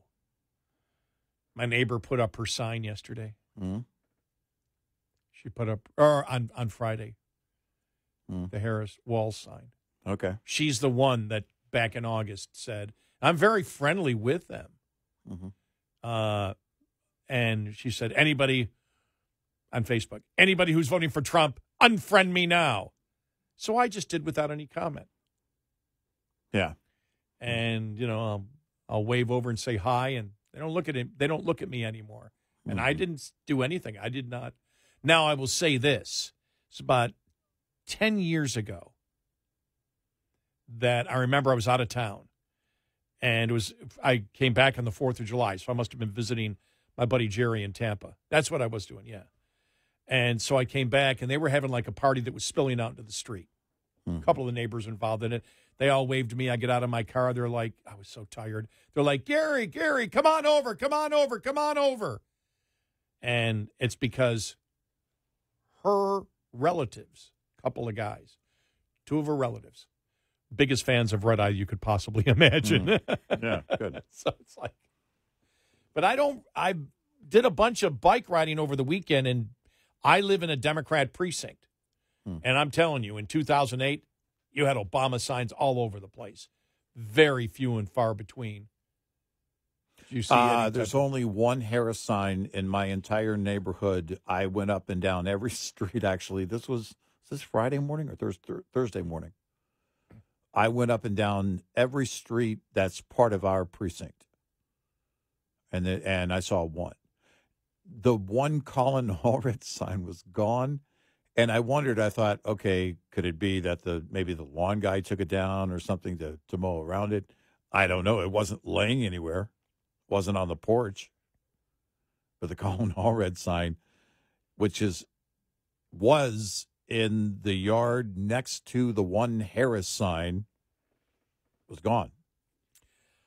Something I noticed over the weekend here in this is Texas, is that I didn't see one Allred ad over the weekend. Every ad I didn't see any. Every ad I saw was Ted Cruz. Yeah. Every single ad. Right. Yeah. Every sign in my neighborhood, with the exception of those two, is Trump. Aside from local races. Yeah. There's a bunch of local races. And I'm trying to think I don't think I saw Harris ad over the weekend. My mostly was looking at streaming and not the networks. I saw her image out quite a bit in Trump ads on social media. I do think, because I did watch part of the Oregon game the other day, and I think Harris ads were in that one. Okay. Yeah. But apparently, they were targeting Eugene. Eugene, Oregon. Yeah. I have no idea where they were targeting. I just had to throw that out there. But, yeah. But other than that, I didn't, in fact, I did go through a couple of the games, the NFL games yesterday, just scanning as I was doing show prep, just to see when the commercial break came up if there were any ads. So I was actually watching football to see if doing the opposite of everybody else. Right. I was trying to see if political ads were on. Yeah, right. But yeah, I thought it was interesting that all the ads over the weekend, I never saw one Colin Allred ad. All were Ted Cruz. Yeah. Like, okay. Interesting. Yeah. I look, after Friday, it's what Carville's been saying. He knows the game. You basically have until the end of last week. This weekend, there was a lot of activity, but what they account for in running campaigns is that people have a lot going on the weekend. There's very little saturation you're going to get because they're not in their regular routine. They're not going to be in their car in the morning going to work or coming home. They're going to be, running around. They got ball games. They got everything else. And they look to set a lot of the serious stuff aside. If you're a wonk like us in our audience, you can't get away from it, and you actually love being engaged in it every day. But in convincing voters and trying to change hearts and minds, you basically had till close of business on Friday. Well, close of the evening, I guess, on Friday. They do make their closing argument statements on the final weekend before the election. I think they're hoping to get, that little extra kick from the media. But the hearts and minds have already changed. The only question is how many of that group actually are going to vote. Right. Are going to actually show up. And voter apathy is not a concern for Republicans. At the end of last week, you heard a couple of comments that alluded to the idea of, early voter turnout or wasn't what the GOP or what the Trump campaign thought it was going to be, blah, blah, blah. And that maybe they're concerned. And it was nothing definitive. I think they were playing the game. That died quick. I know one thing that they're talking about is, can they get the extra young men out there to vote? And I would say, and again, this is just, if you've got people that have changed, some of the strongest advocates for Donald Trump are Democrats that changed. Yeah. Well, here's an interesting breakdown of the Rasmussen National Survey. This is the national survey. Total of 12,546 U.S. likely voters, conducted October 10th through the 29th by Rasmussen Reports. This is the interesting thing that stood out to me. Among these are all likely voters. Black voters, 30% for Trump. Hispanic voters, 49% for Trump, over 44% for her. Now, with black voters, it was 30% for Trump, 63% for Kamala Harris. That's mind-boggling numbers. Because Those are mind-boggling numbers. What did Trump have? 11% last time? Or? I think it was it 12? I think it was. Yeah, was it? I think it ended up. I looked it up a little while ago. I don't have it in front of me. I think it was 12. I'd have to go back and double check if that was 2020 or 2016. But I was looking into the past as you make that comparison, and we talked then. The growing number of support from minority voters. But that, to me, those two numbers right there, Hispanic voters, 49% Trump, 44% Kamala Harris, and for black voters, 30% Donald Trump, 63% for Kamala Harris. If that's accurate, if those two demographics are accurate, then I can't wait to see what the actual popular vote turns out to be. Because this is a national poll, and I can't wait to see what the popular vote would be. And because there was the information out there, the data that was showing that he could win the popular vote, which would be, pretty massive. Yeah. And Rasmussen said by 3. By 3, yep. And you look at the breakdown of that again, when you're looking at 12,500 voters, likely voters, October 10th through the 29th, that's a pretty good spectrum in terms of sampling. And if that is anywhere near accurate on the breakdown, when you look at those crosstabs in this breakdown of this national, that would be unbelievable. And maybe that's why you're seeing people like Fetterman saying in Pennsylvania the energy for Trump is pretty astounding. Again, that's why if it comes back and she ends up winning this, somebody's going to have to show me a ton of data. Show me what happened. Well, we'll want to see the data no matter who wins. Yeah. Well, that I'll be curious about. Yeah. But if you're going to convince me, then because again, I just you can't look at where the energy has been and where it hasn't been in this election cycle and believe for a moment that she's going to win. There's something that I missed. Show me what I missed. 866-90-RED-EYE. Get in touch with Red Eye Radio, toll free at 866-90-RED-EYE.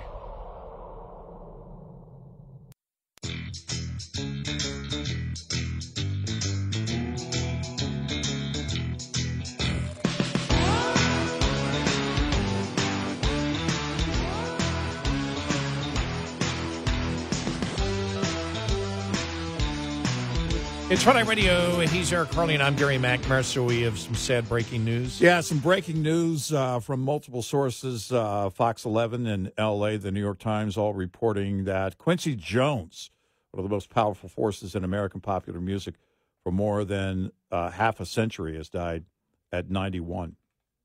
Wow.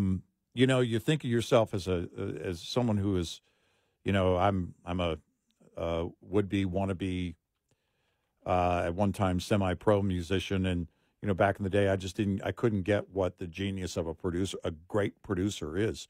But when you watch Quincy Jones work, there's a Netflix special on the We Are the World video and how they recorded that and the whole thing. I've seen it. Yeah. And it's you're thinking to yourself, oh, what does a producer actually do?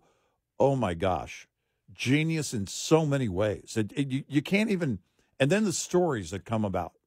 The bass player, and forgive me, I'm blanking on his name, that played on the Sanford and Son theme for the TV show, missed the final note by a half a step. And he says, oh, I'm sorry, Quincy, it sounds really odd. And Quincy Jones says, it's a comedy show. It's supposed to sound odd. Leave it. Don't fix it. And then the bass player said, my mom told me if Quincy Jones tells you something, you listen to Quincy Jones. but just a, genius in all the work that Frank Sinatra, and I don't know how many artists. Well, the thing that's really amazing when you think about it, when you say Quincy Jones, most people think of Michael Jackson, right? Yeah, right. And there's such a history before that. In the early 1950s, he was actually playing with Lionel Hampton. He played with Jimmy and Tommy Dorsey. Yep. He was into the big band scene big time. Yep. And that's where he really got his break, and then he went into jazz and everything else. Mm-hmm. And we look at it as a trumpet player. What else did he? I forgot what else he played. But I know he played trumpet. Jones played second trumpet on with Elvis in his first 6 television appearances. Yeah. And so, but you look at it and it's just like, and he played, let me see. Yeah, he played the trumpet, I think. That's what he mostly played. But he just had such a unbelievable, when you think about it, go all the way through Michael Jackson, then all the other bands he did after Michael Jackson, and you completely forget about the first part of his career, which was just legendary because he played with legendary big band artists. Yeah. Really incredible. Yeah. And across genres. Yeah. Oh, yeah. He knew what it was supposed to be. He knew what the final product should be, and it didn't matter the genre. And to have that kind of vision and understand that ahead of time is beyond genius. But Quincy Jones, breaking news, has died at the age of 91.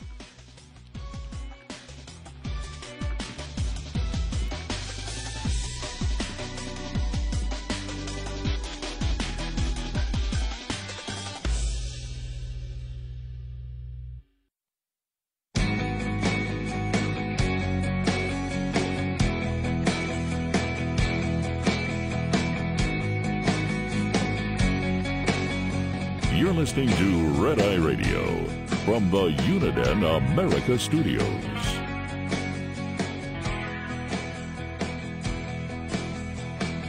It's Red Eye Radio. He is Eric Harley, and I'm Gary McNamara. Welcome and good morning. Let us go to Jim in Minnesota. Jim, welcome. You're on Red Eye Radio. Welcome to the show. Hi. Good morning, guys. You guys were talking earlier about the cost of everything and inflation, and I just spent the weekend buying a used pickup truck. And the used, here in Minnesota at least, in the Midwest, the used vehicle market is terrible. And so I already voted. I voted for Trump early in Minnesota, and, he could bring down gas prices, energy prices, but when do we have inflation or deflation? You got to have deflation for prices to go down across the whole gamut of consumer goods, right? So does that happen very often, or are we always just going to be stuck with this high inflation? Prices will continue to grow from here, even if we're at the target rate of 2%. 2% means they'll grow at an average of 2% per year if we hit that target, which we're not at. True deflation has really only happened one time, and that's the Great Depression. If it happens, then there's a really horrible reason for it to happen. So true deflation, where prices just, really start to come down. Now, having said that, the great thing about capitalism and competition is that you do have the private sector has to adjust to the point that the market will bear when people have reached a point. There is a tipping point. And I look at price points on everything. Like in my neighborhood, I live in an older neighborhood, and I look at the price points of things that are carried in my local grocery store, which items are carried, which aren't. And so they actually have it down to neighborhoods. They know what will sell in that neighborhood, what you should stock on your shelves in those neighborhoods. But overall, the answer to your question is no. And the real answer is that there has to be a wealth expansion, which only happens when we go after energy, when we go after oil and natural gas. And now that, we're using lithium in just about every battery, we've discovered more lithium fields here in the States, and that might, be somewhat, helpful going forward. But really the brunt of it is oil and natural gas. And even if you don't work in that industry, that expands an economy for everybody when we do that effectively. And that's what he would have to do. That's what they're promising to do. That's what the Republican Party is wanting to do. They're going to have to do that, and we're going to have to change our long-term game in that regard, too. We're going to have a policy that says we're going to do this rather than an administrative policy which can be changed easily with the swipe of a pen from the next administration. You know, the problem with the deflation is falling prices lead to lower consumer spending.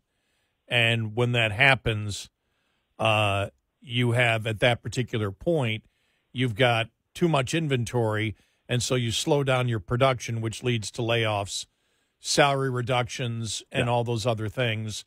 And that's the problem with deflation. Now, there is good deflation. If you want to know what good deflation is, it's when it's caused by efficiency and productivity increases in the private sector, like for electronics. You know, I remember, because I was really interested when what was the first, what do they call it? The plasma TVs. It was plasma. I remember when they first came out. And if you wanted, I can still remember looking at a 32-inch plasma TV that was $5,000. Oh my gosh! Now you can get that for what, $99? That's good. That's good deflation, because that was done inside of the marketplace. And it's sector specific. Yeah. And and it's sector specific, as we've seen with electronics. But deflation as a whole, you're not going to see these. On those core items that we buy, that we need to survive, but that we also typically buy that in some cases make us more efficient. As a society, I would include smartphones and those types of gadgets and devices necessary for creating a greater efficiency in a free society. Those, we're not going to see on the average. That's not going to truly come down, Jim, and thank you for the call. A real deflationary situation. Let's hope it doesn't happen the way it did during the Great Depression. That's really the only way you would see across the board, massive or a deep recession. Maybe it doesn't get to depression territory, but a recession, a long-term recession would bring that on. I don't know anybody that's looking for a long-term recession. There are adjustments that are made, in fact, in a recession, and when those greater efficiencies and adjustments are made during that recession, we come out of it. Historically, you can see those patterns. But that's, again, why we've talked about over the years, why it's so important to have a solid national policy on oil and natural gas that goes outside of an administrative move. I mean, you're going to have to get it together on Capitol Hill. Can the Republicans do that? Well, I don't know. I mean, can they gather enough Democrats in the Senate to get something done? I don't know. Look, you've got at least a few Democrat senators who are running right now claiming that they sided with Trump on this bill and that bill. They're actually trying to align themselves with Trump after they voted for impeachment.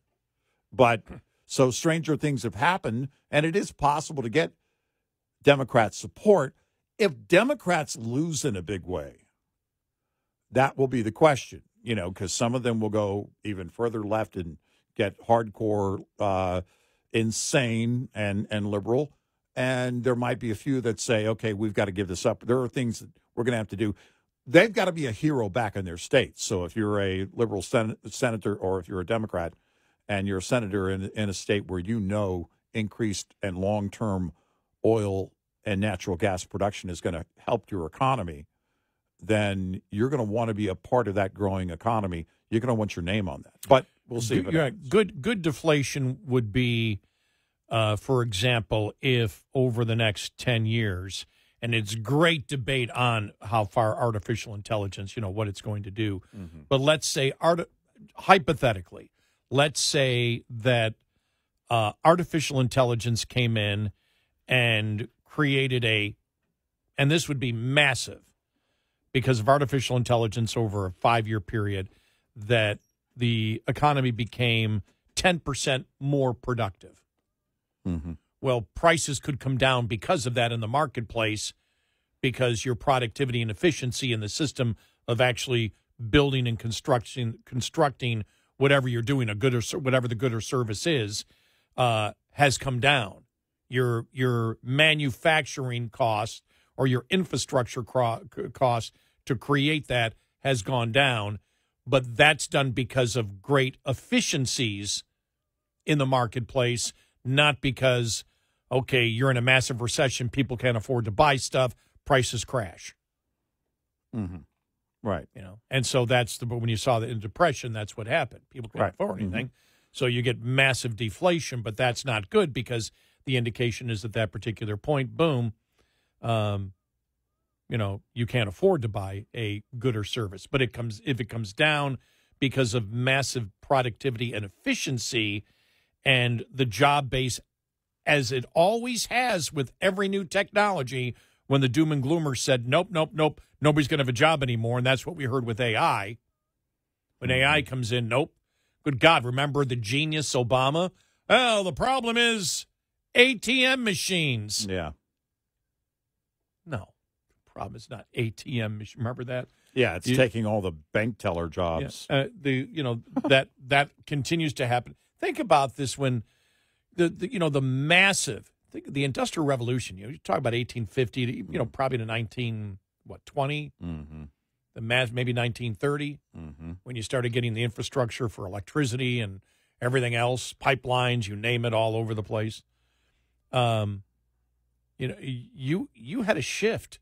You had a shift in economy that was what? 97% farming. Think about that. Yeah. To what it is today, 3 or 4%, maybe. Yeah. That high of people involved in farming. All those jobs had to be replaced, and technology, was the reason. Now the problem is we need a highly educated technical workforce for a lot of this stuff in the future that's quite technical.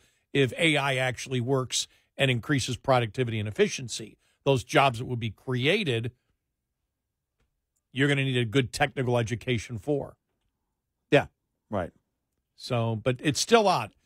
It started about a year ago. Remember, AI is going to destroy everything, and now I've seen more negative articles going, nah, everybody's really overestimating the power of AI. Well, because at the end of it, some of the examples that were given is you look at the AI that we know, basically what has become really the search engine AI. And that technology is flawed because it's garbage in, garbage out. And when that's the case, it's going to go out and round up all the garbage that's in the internet and bring that and mix it in too. It doesn't know what's accurate, what isn't. And there is a concern if, there was a lot of concern about over the last couple of years about AI that becomes self-aware. Look, we've seen it in Mitt Romney. He has zero self-awareness. And he was the original artificial intelligence. He's clearly a robot. He's not learning anything.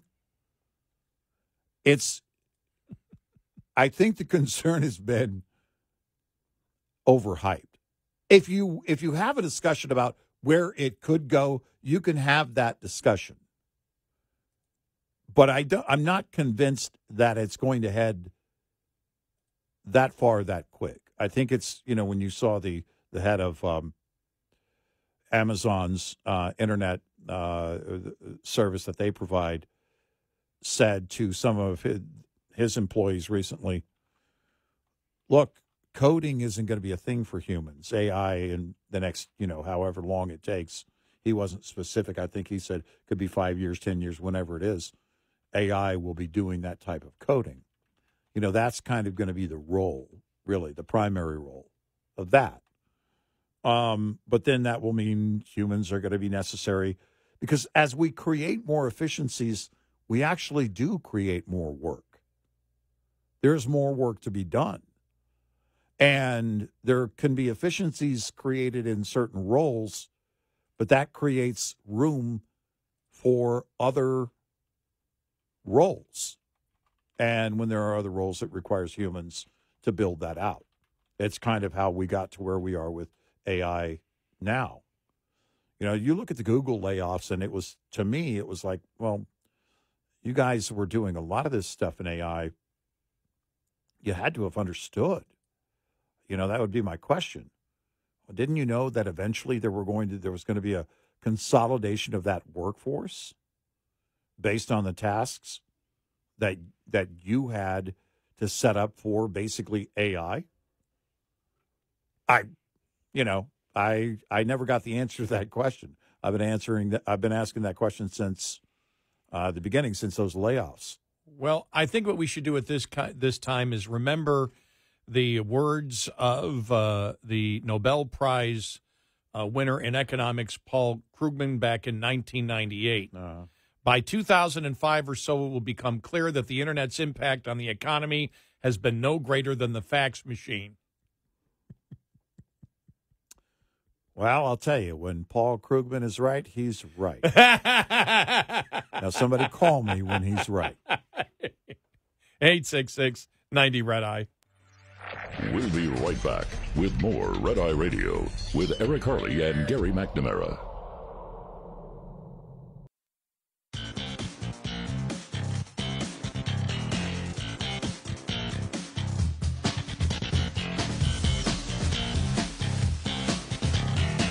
It's Red Eye Radio.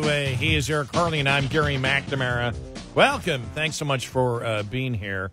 Apparently, according to thehill.com and also, The Hollywood Reporter, there was a Trump ad that ran last night.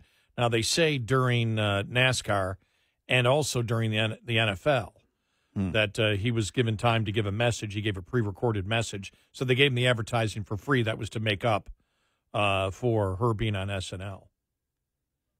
So, yeah. All right. So we'll get to that actual story and let you hear what the ad actually was, and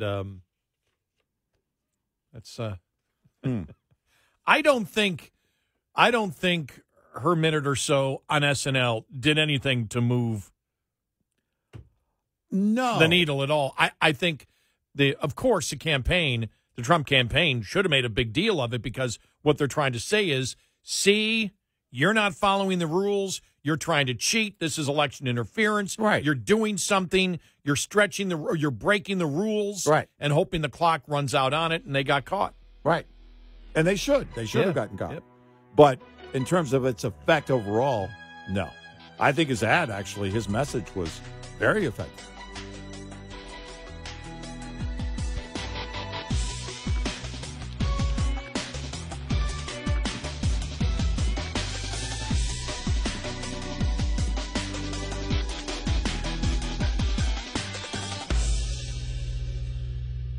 This is Red Eye Radio on Westwood One.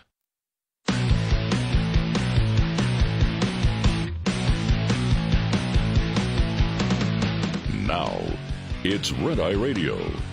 Gary McNamara and Eric Harley talk about everything from politics to social issues and news of the day. Whether you're up late or you're just starting your day, welcome to the show. From the Uniden America Studios, this is Red Eye Radio. All across the USA, we are Red Eye Radio. He is Eric Harley, and I'm Gary McNamara. My prediction, Trump wins by 50. We get 65 in the Senate and 300 in the House, plus or minus 500. Margin of error, 1,000%. Yeah. That's our final poll, too. So right. Shut up. We're not saying anything more. All right. This from the Hollywood Reporter. I don't know if I've ever read anything on the show from the Hollywood Reporter. All right. Let's talk musicals. No. NBC gave former President Donald Trump's campaign free commercial time in response to Harris's appearance on Saturday Night Live, including an unusual ad during Sunday's NASCAR coverage, a source familiar with the matter says. We'll have it for you in just a second here. Harris appeared on Saturday's SNL for 1 minute and 30 seconds, meaning that if another presidential campaign requested, NBC would need to give it about 90 seconds of time. On Sunday, NBC broadcast a NASCAR playoff race, but some viewers noticed towards the end of the broadcast, technically right after the race ended, but while coverage was still ongoing, that Trump appeared in a unusual ad speaking directly to the camera while wearing a red Make America Great Again baseball cap and claiming that electing Harris would cause a depression and that viewers should go and vote. A source familiar with the matter said that the spot during the NASCAR race was connected to NBC giving the Trump campaign equal time. Trump was given an additional 60 seconds of campaign time during NBC's Sunday Night Football coverage also. While the game was already over, the commercial, which was the same one that aired during the NASCAR coverage, aired during the post-game coverage, and shortly after a paid campaign ad, that's a total of 120 seconds. It was not clear whether it was the Trump camp or NBC that suggested the NASCAR and Sunday Night Football placements. It was also not clear if any other of the campaigns have requested equal time. Oh. If they do, however, NBC will likely need to find time for them. Given the FCC rules, Lorne Michaels previously stated the rules in an interview with The Hollywood Reporter as a reason why the show had not had Trump or Harris on during this cycle. It was because of that. So they made it up. Now, the only thing that I notice is here, though, this means that Trump is ahead of Harris by 30 seconds because he got 2 60-second spots. And she was only on for 1 minute and 30 seconds on SNL. Now, the thing that people will find normal, Trump talked about the issues and she did not. Yeah, well. Frankly, I'd take Maya Rudolph more seriously. Any day of the week. All right, I'm going to play the ad that played. This is the ad that played last night. So NBC made up. I mean, those are, how much do those ads cost for NASCAR and Sunday Night Football? What would they be, maybe? Well, they're a lot more expensive for Sunday Night Football than they are for NASCAR. But yeah, they're a pretty penny. They would be. But here's the ad. Hello to our great sports fans, and I hope you're having a fantastic time. We're 2 days away from the most important election in the history of our country. We've got to save our country, and it needs saving. It's in very bad shape. The worst economic numbers in generations were just announced 2 days ago. We're losing jobs. We're losing everything, including viability. We're going to end up in a depression based on what's been happening. We've never seen anything like it, at least for the last 40 years. We have to straighten out our country. We have to close our borders. We have to lower our taxes. We have to get rid of inflation, and we're going to do it. Just remember, Kamala and her friends broke it. I'll fix it. Most important election in the history of our country. Go and vote. SwampTheVoteUSA.com. Trump fans then. All right. And that ad played twice. Once right after Sunday Night Football and right after the NASCAR race finished. So they gave them 120 seconds in probably a better time slot. I don't know. Maybe the ratings for SNL went up because the announcement that she would be on was there. But would you go search for it? I didn't. I didn't stay up for it. No. But yes, not. So apparently, and the thing is, what came out of it immediately was, because you had Brendan Carr from the FCC say, you can't do this. And that became the story then. Everything that they do sort of backfires, doesn't it? Everything that they get involved in backfires. It has been the year of the Democratic boomerang. I mean, over and over again, it's just as soon as they let go of that boomerang, it comes right back at them. Nothing has worked. You know, I mentioned, we talk about the lawfare and everything else that's gone on, but even on those levels, I have to believe Alvin Bragg was wondering, when the conviction came down, that evening they had their, little celebration. But within days it was over, and I have to believe Alvin Bragg's looking around going, what happened? I was supposed to be a hero. This isn't working for me at all. He's taken in grassroots donations that shut his website down that night. I built a martyr. I might be to blame if he wins. Yeah, you might be. Look, Gary. You've already said Gary. That's why you're voting. Gary. All right, hang on, Gotta everyone. get the Will Ferrell thing. Yeah. Yeah, this needs to be the audio cut of the day, really, in a way. This is one of the closing ads for the Harris campaign from Will Ferrell. Here we go. I'm just one person? No. Shut the up, Gary. Last time, only a few thousand votes kept Trump out of office. And this time, we will hold you personally responsible, Gary. Don't forget to vote, Gary. Yeah, Gary. So Gary's supposed to be, let me ask this again. Is Gary the liberal way of, is Gary a male Karen? Yeah, I don't know. I don't know. I mean, probably. We when it comes to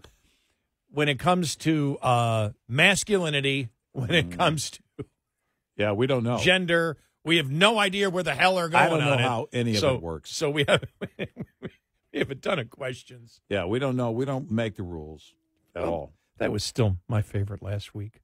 Was Caitlyn Jenner after the whole thing with Cuban blew up, and he said, "Mark, besides the fact that you're transitioning like me." It's like, oh my. Yeah. Oh. My God. Yeah. Now, see, is that transphobic?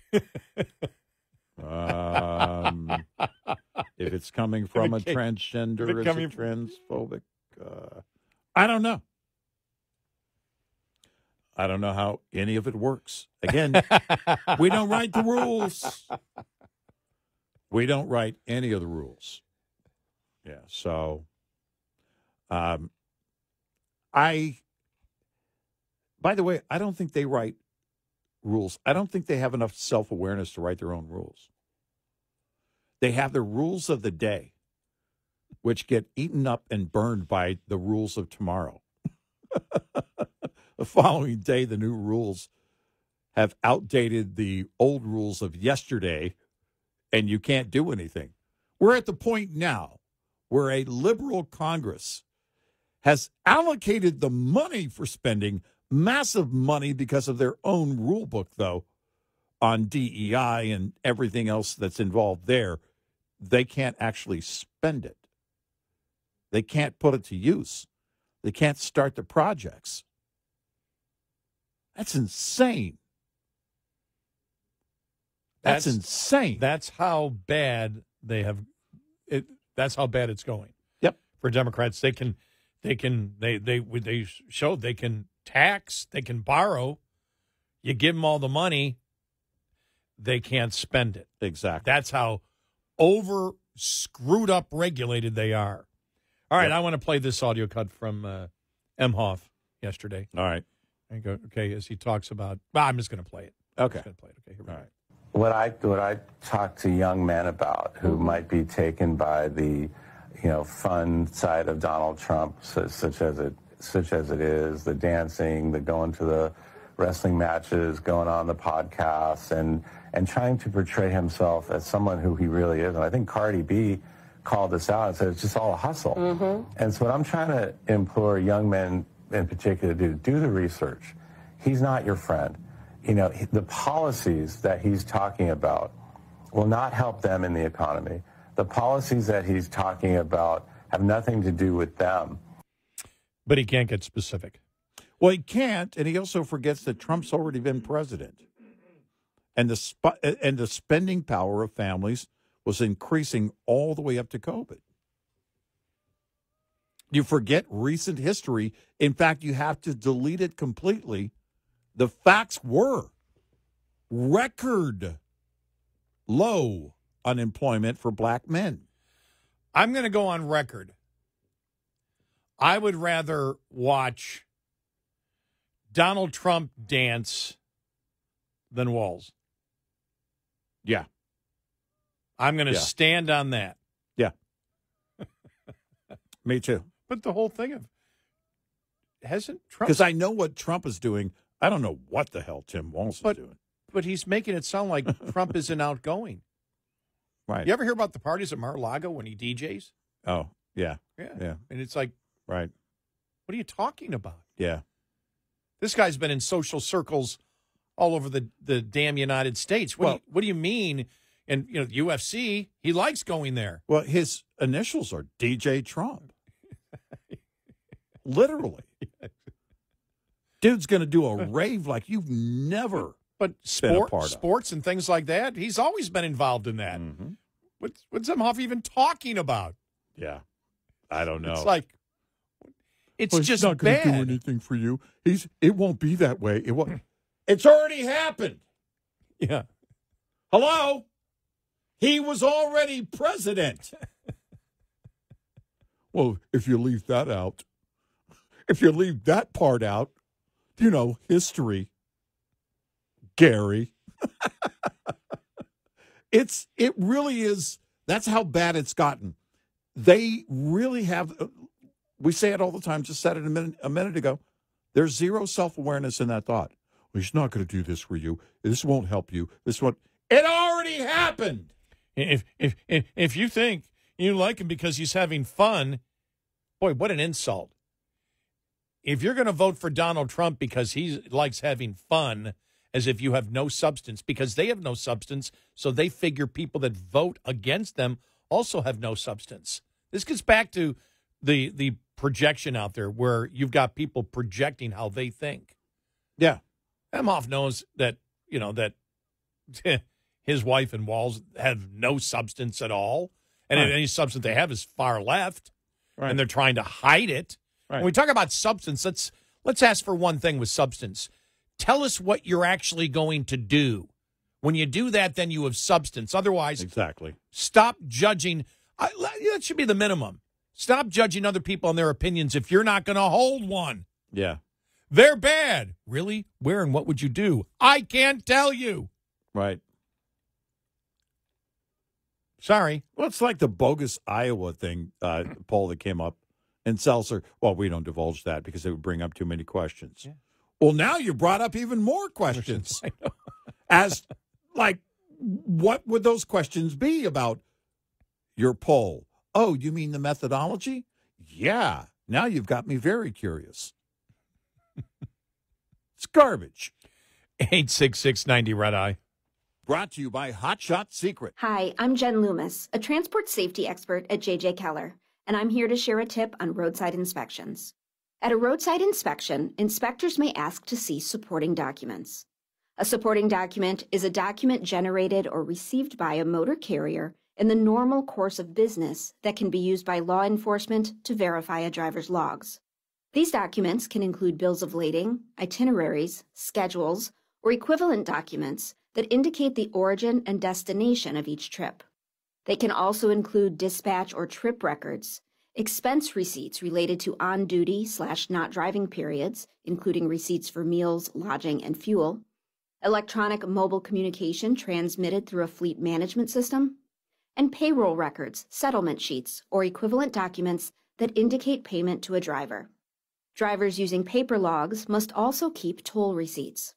Supporting documents must contain the driver's name, carrier-assigned identification number or vehicle unit number that can be linked to the driver, the date, the name of the nearest city, town, or village, and the time.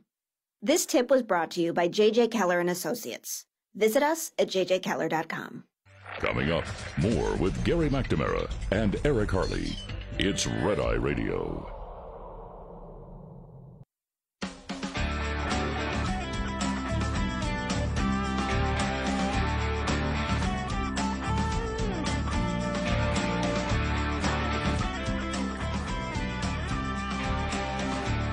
It's Red Eye Radio. He's Eric Harley, and I'm Gary McNamara. I love this. It's not long, just a couple of sentences. Rich Lowry, National Review. Have you heard that Donald Trump wants to execute Liz Cheney?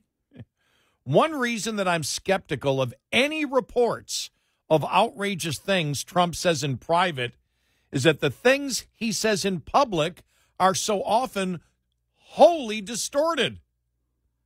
If his critics can't get things right that are on the record correct, why should we believe the accounts of things that he says when we can never have any independent knowledge of it?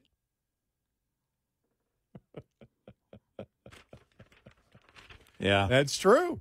Yeah, of course. It's so painfully obvious. But again, this is a huge indication where the media is right now. Tell me where the positive energy is at all for Kamala Harris. Where is that forward-moving energy, that momentum where you see it across the board? What you see across the board is them going, David Axelrod over the weekend, he looked defeated. He was trying to soft walk this idea he was trying to convey in that, there's really no evidence of any energy on the ground for her.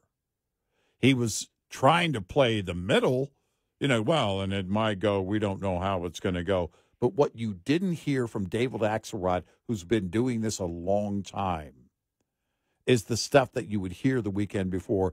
Look, she's got a ton of momentum going in. Pennsylvania, Michigan, Wisconsin.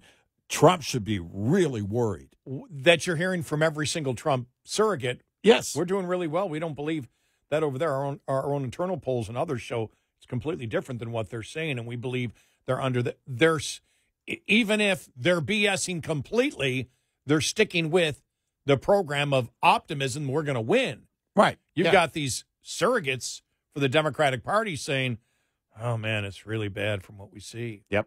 Really interesting. Yeah, it is. And I'd love to get a peek at those internals. Oh, my gosh, that would be great. But we'll see where what happens tomorrow and whenever we learn the results of the election. But I just don't see any positive energy for her and any great confidence from the liberal activist media.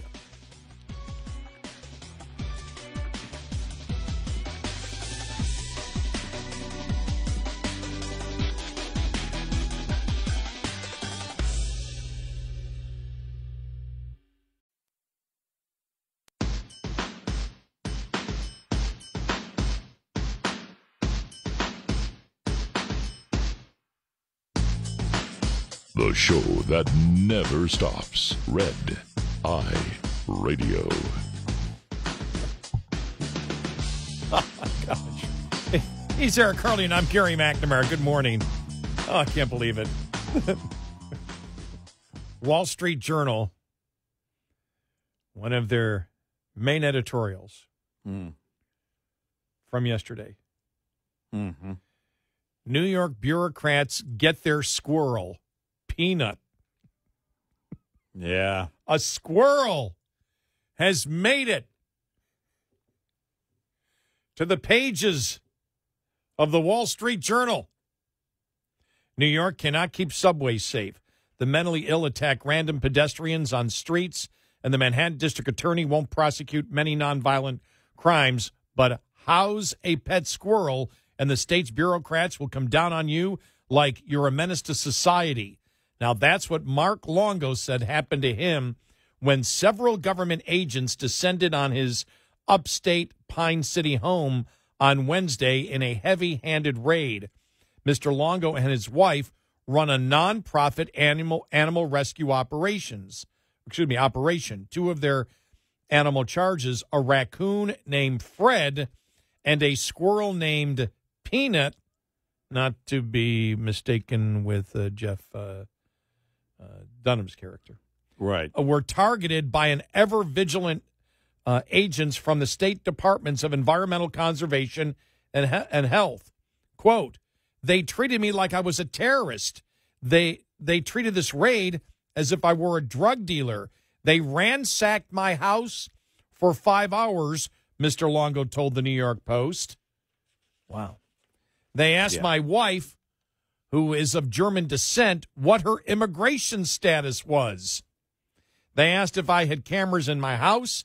They wouldn't allow me to go into the bathroom without a police escort, who then checked the back of the toilet to see if I was hiding anything there. Mr. Longo told the Post he took in the squirrel, Peanut, 7 years ago after the squirrel's mother was killed. Peanut has since become somewhat of a star on Instagram, Facebook, and TikTok. Mr. Longo published images of Peanut behaving more like a domesticated house pet than a rodent in the wild. But the squirrel cops... I'm part of the squirrel division.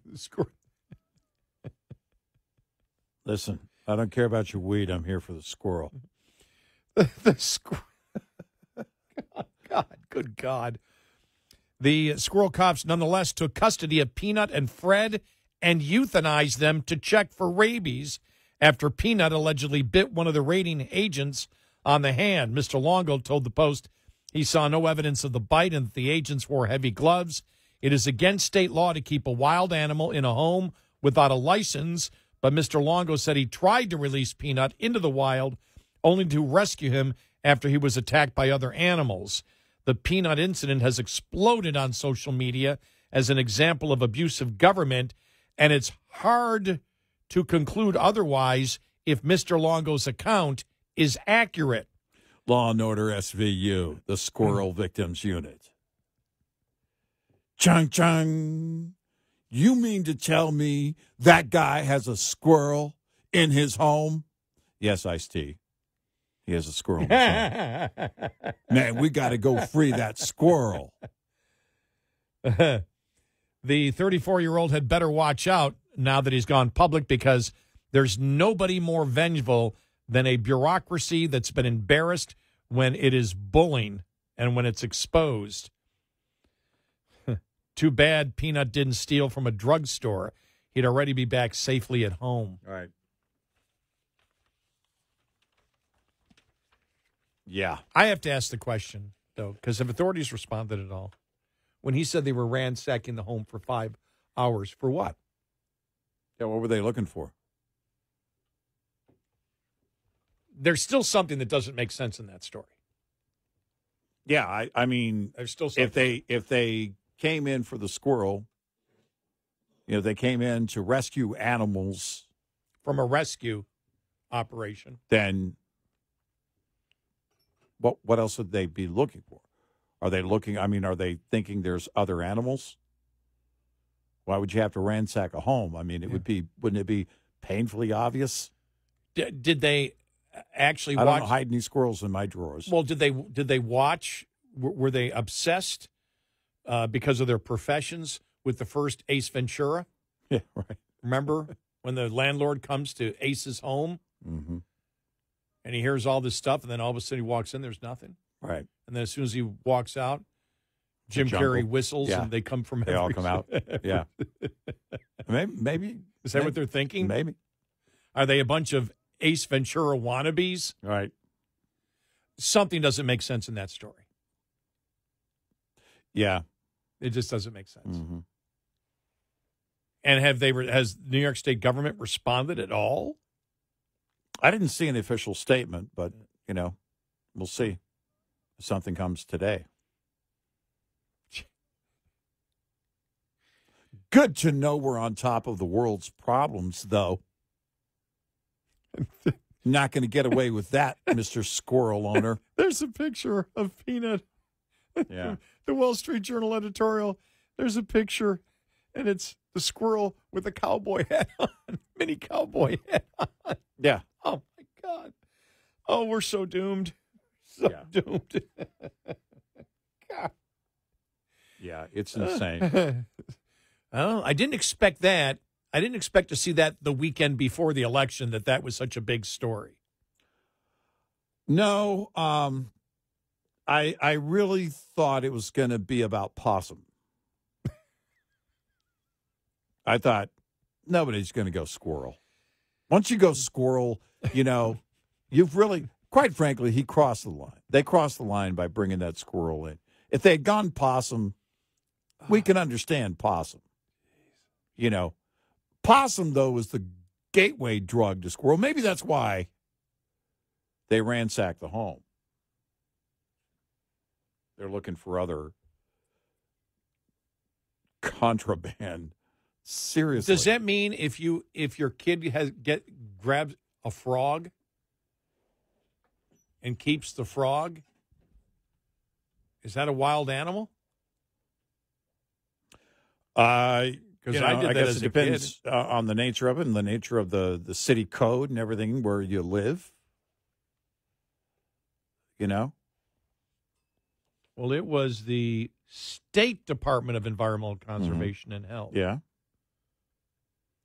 And I think they said it's a state law. Okay, that's fine. I mean, jurisdiction is what I meant by that. Depends on where you live. I mean, look, the alligator was one thing with the guy outside of Buffalo. Yeah, the one missing the hand. Did you see the number of people when that happened that supported him having the alligator? It's like, well,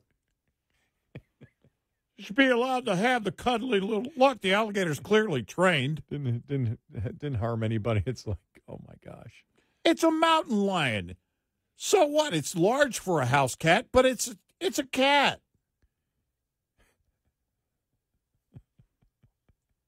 It would be one thing if it were a large and dangerous animal. Yeah, exactly. Right. It's like, okay, can you control that? You got a 27-foot boa. We're thinking maybe you move out to the country. Oh, my gosh. Well, I mean, in Florida, they're saying, like all the pythons that became a trend for a while, people bringing in pythons, and then all of a sudden now they hire people to go out and hunt pythons because the population is booming in the wild because people set them free. Once it becomes a large animal. No threat of the squirrel becoming a large animal. Look, disease and everything else, what are you talking about? But do you need to kick somebody's door in and ransack a home? But I don't remember in the Seinfeld episode when George ran over the squirrel that the State Department. I remember that, yeah. When the State Department of Environmental Conservation or whatever, they didn't come after him. In fact, he was able to bring the squirrel to the vet, and for a couple of $1,000 using tiny instruments, were able to rehabilitate the squirrel. And remember, after the squirrel's operation, George was supposed to go in and comfort the squirrel in the waiting room or in the hospital room for the squirrel. Right. Yeah. Just reminded me, I got to bring my cat into the vet. Oh, what a nightmare that is. Yeah. Normal stuff. I don't want. Right. That's like that's for a 10-minute ride to get her in the cage is like I am hunting a wild animal. A squirrel would be easy. Well, yeah, my dog, as she's older now, doesn't like leaving the house much. So she gets more nervous when we leave, taking her to a groomer or the vet. But she doesn't fight like a cat, though, to be clear. A friend of mine, she's 70 pounds. I would hope she would never fight like a cat. A friend of mine lives in Florida. She just went to visit her mom in California. Mm-hmm. Her cat went with her. Yeah, wow. See, my dog doesn't travel well. We took my dog one time, and she doesn't travel well. So I can't do that to my pet, My cat would kill me and everybody else on the plane. Yeah. Cats on a plane. Yeah. Really great movie. It's like, where'd you get this cat from? I can't take mine 10 minutes to the vet. Yeah. With the crying and the attacking, and it's a very, very, it's a soft cage that I have. Yeah. Because she's so wild, they actually have to all press down on the cage to give her the not the anesthesia first, but the sedative. Then they give her the anesthesia afterwards. Yeah. Well, what's interesting is once we get to where we're going, my dog is so friendly to everybody, even the groomers. They love her. But in the car, she just gets nervous. She gets car sickness pretty easily. I'm okay with short trips in town, but long vacation trips, we learned the hard way, not a good idea. So, yeah, we don't do that anymore. Yeah. Well, maybe you can just talk her into it. No. Tell her that if she doesn't get in the cage, Kamala Harris will become president. Okay. It'll be next week or the week after, but I may try that just for the heck of it. See if it works. Well, we won't know the election results till then anyway.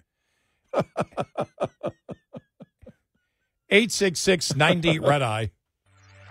Lines open for your calls. 866-90-RED-EYE on Red Eye Radio.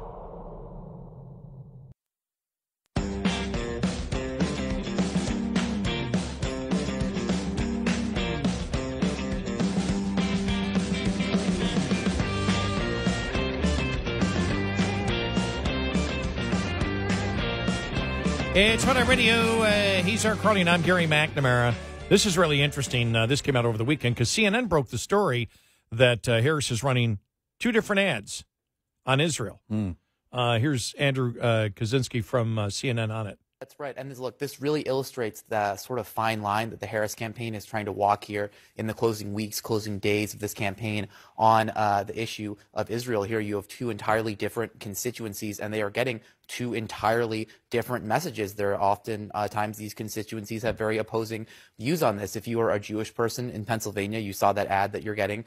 You are getting that ad that talks about how strong she is in Israel. If you're a Muslim voter in Michigan, you are getting that ad on Facebook that's talking about how she won't be silent on the issue of Gaza. Now, what's really interesting here is that ad that we just played, the one that's going to Jewish voters in Pennsylvania. Now, it sort of sounds like those two clips of her talking about Israel are together, but they actually cut part of it out. Take a listen to what they cut.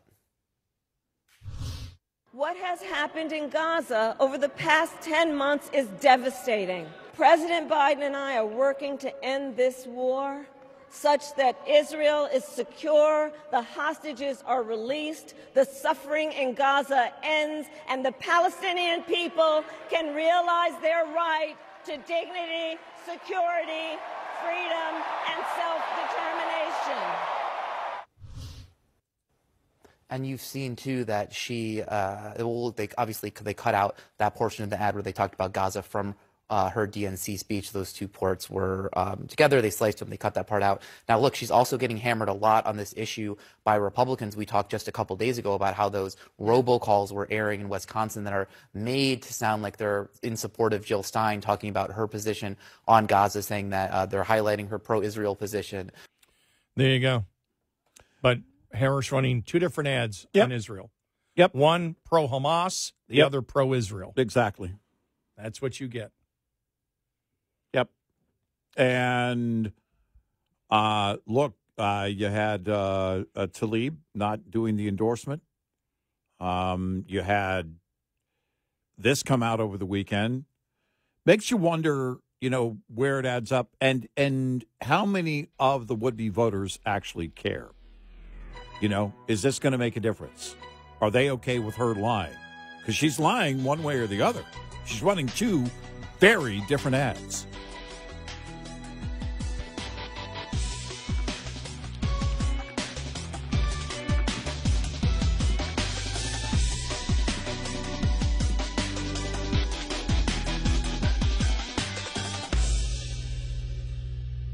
This is Red Eye Radio on Westwood One.